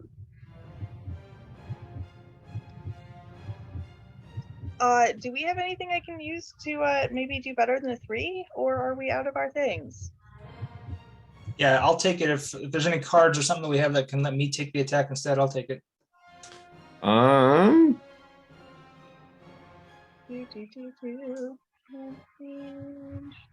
There's an enemy in range thing. Are you in range? It is a spell as opposed to an attack. Oh, okay. Oh. Damn it. We still have block attack, don't we? Oh, But it is not an attack. He is attack. casting a It's attack. spell as Yeah. opposed to. It is not even an attack spell. Like, yeah, we got nothing that we could use to All right. get my 3 All right. into something better. Okay, so Sanishi.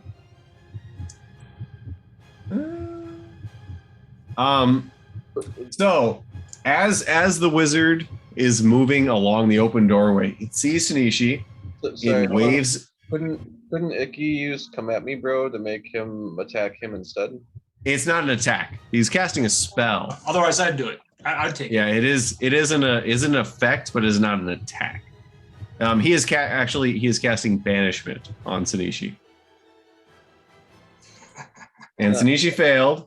So as the wizard waves its hand, Sanishi.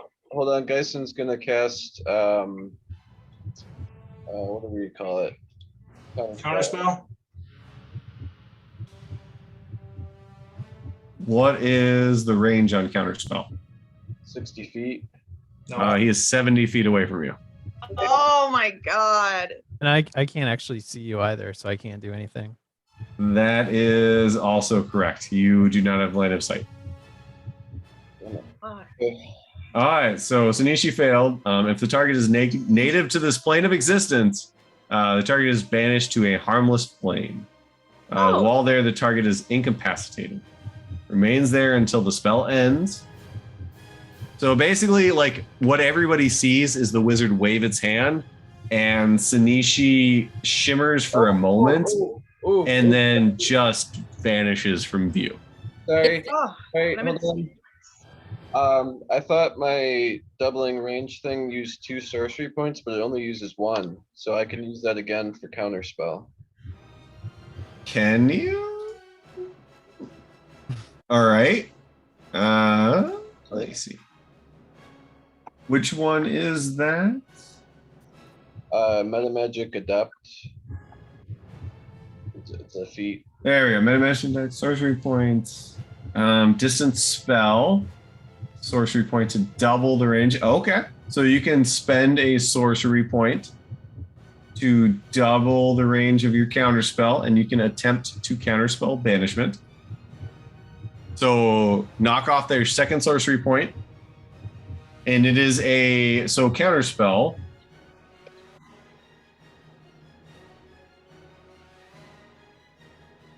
Counterspell is 3rd level.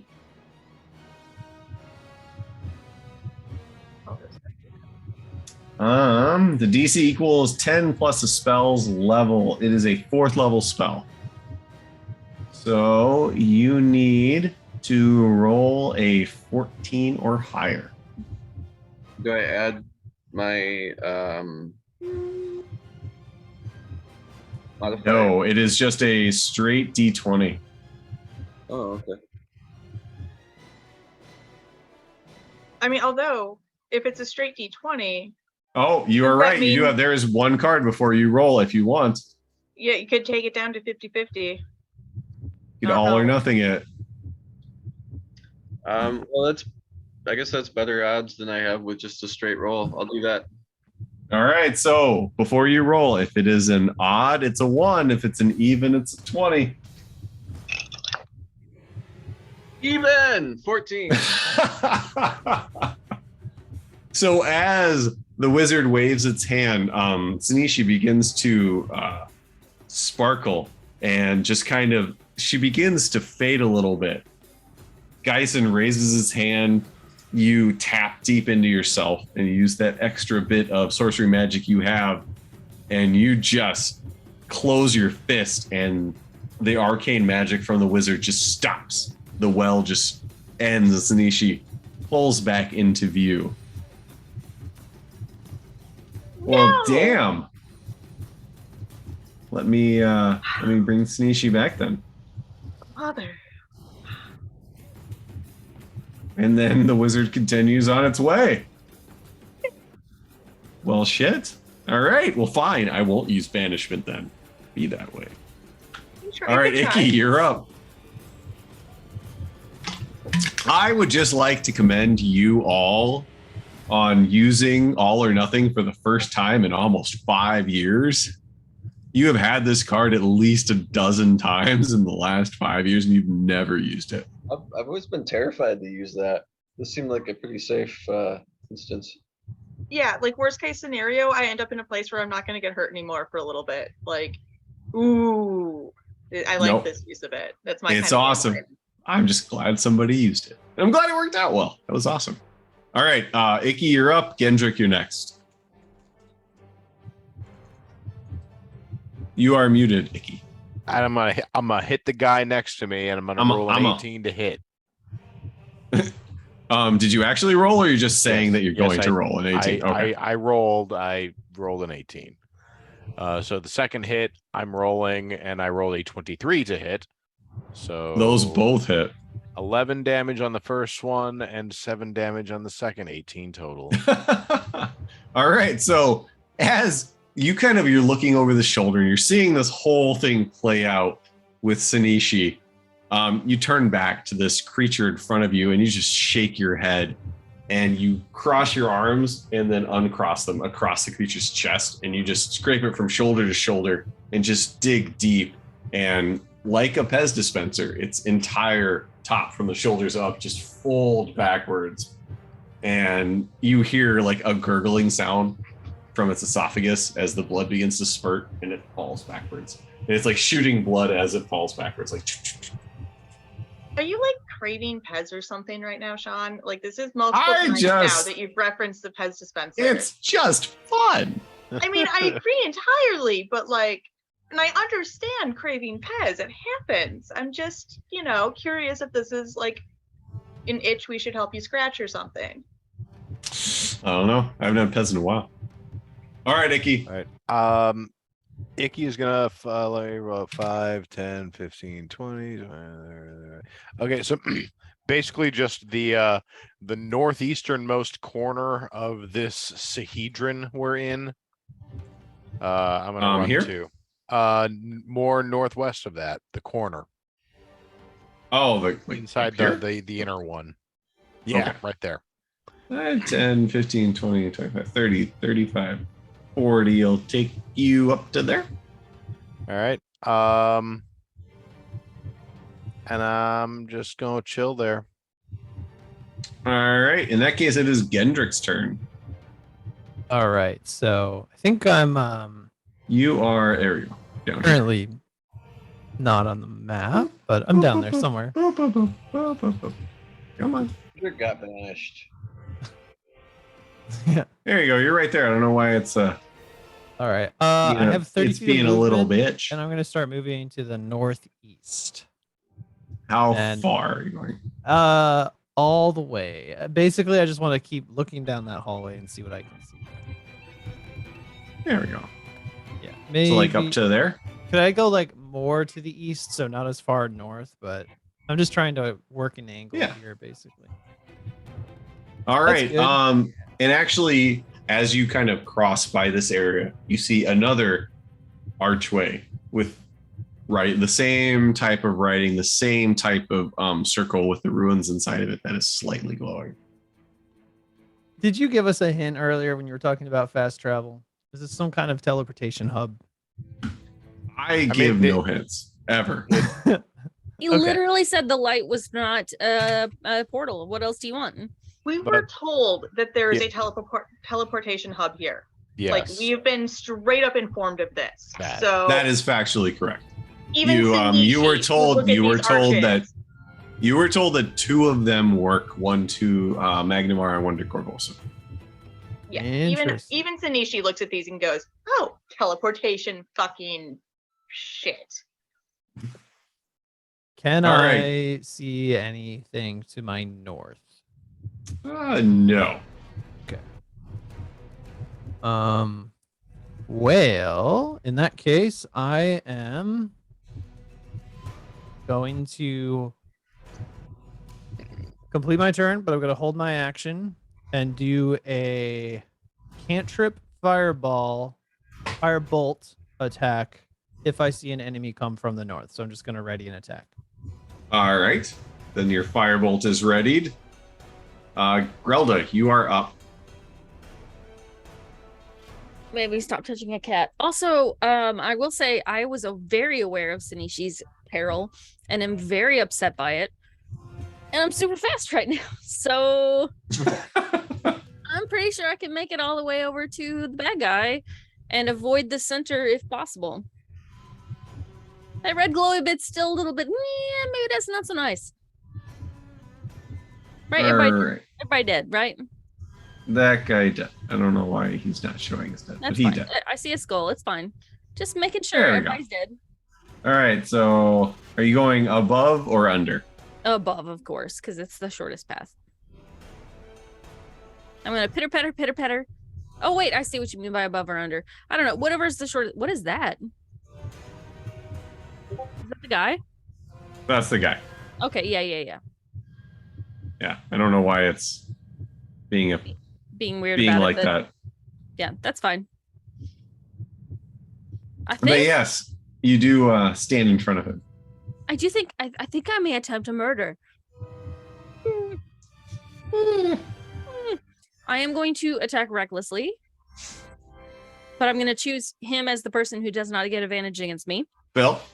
Sean, does Tarnan see Grelda sprint like lightning into the other corridor where I know the other wizard was going? Let me double check on exactly where you are. At the last, like you would see Grelda. Yeah, in that little opening, the little 10-foot opening to the north, you would see her little legs just. I use my reaction to yell something. One word. Don't tell me to keep him alive. Don't tell me to keep Alive! Alive! Well, I mean, she's moving super fast. So. What did her Tarnan say? I'm blood's sorry, I was pumping. objecting and I missed it. Alive. Well, she is hasted and her blood is pumping real fast. So we'll see what she does. Oh, she's super ragey too. I mean, come on, I'm raged. I can't be reasonable while I'm raged. Okay. This person tried to banish Sanishi. We love Sanishi. We also love Dendrick. What's Grelda gonna do? As Grelda grown since the last time she beheaded someone, Tarned asked her not to. If you're gonna play that card, let's ask, does Grelda remember after you killed the Ascended before Tarnan could even lay hands on him? What did Tarnan almost do to himself? He almost killed himself. You discuss this. I will be right back. Yeah.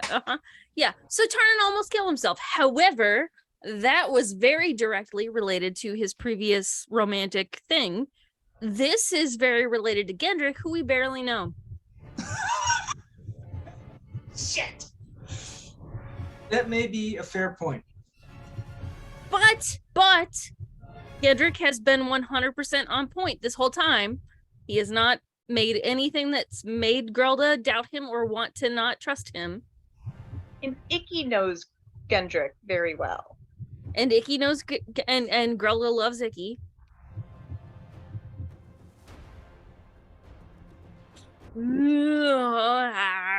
Okay. If she kills him, he dies. It's all good. But in keeping with tradition, she should absolutely kill him and then apologize to Tarnan. Well, the thing is he did shout right before. So this is like the moment where you could stop her. And he said something in that moment.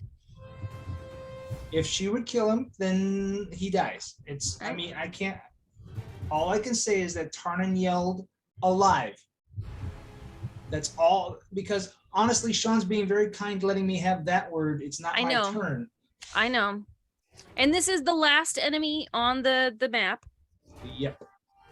Girl is raging, however, which does imply a certain lack of Can she facilities. beat him senseless and not kill him? Can she choose to bludgeon him and not gut him? Can she choose to curb her rage? Not curb it. Shape her rage to beat this man, creature, thing unconscious. All right. Grelda, what are we doing? If Tarnan had not shouted, this person would be a painting on the wall. However, Grelda has been trying. Very. It's hard because she's raging. So she's literally like seeing red, like super angry. And this person did try to kill Sanishi, who Grelda loves very much. So if a blow were to be a death blow, Grelda would hold back. And if it's her first attack, then her second attack would be more of a tackling, ropey thing. But we're gonna keep going till we hit that point. Is that okay? It's all up to you. No, I just want to know if that's okay, RP wise. I don't know. John? I think that's fine. Okay, all right. I'll call that. So, Grelda is going to attack recklessly. She's going to choose this guy to not get advantage against her, just in case something weird happens. I get advantage, and I'm going to use Great Weapon Master Attack to make fun things happen. Oh, shoot, that was just one.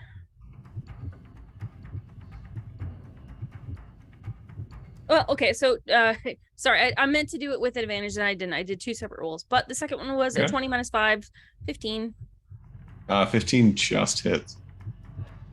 So, first attack, 15 plus 10 plus 3. Flatter.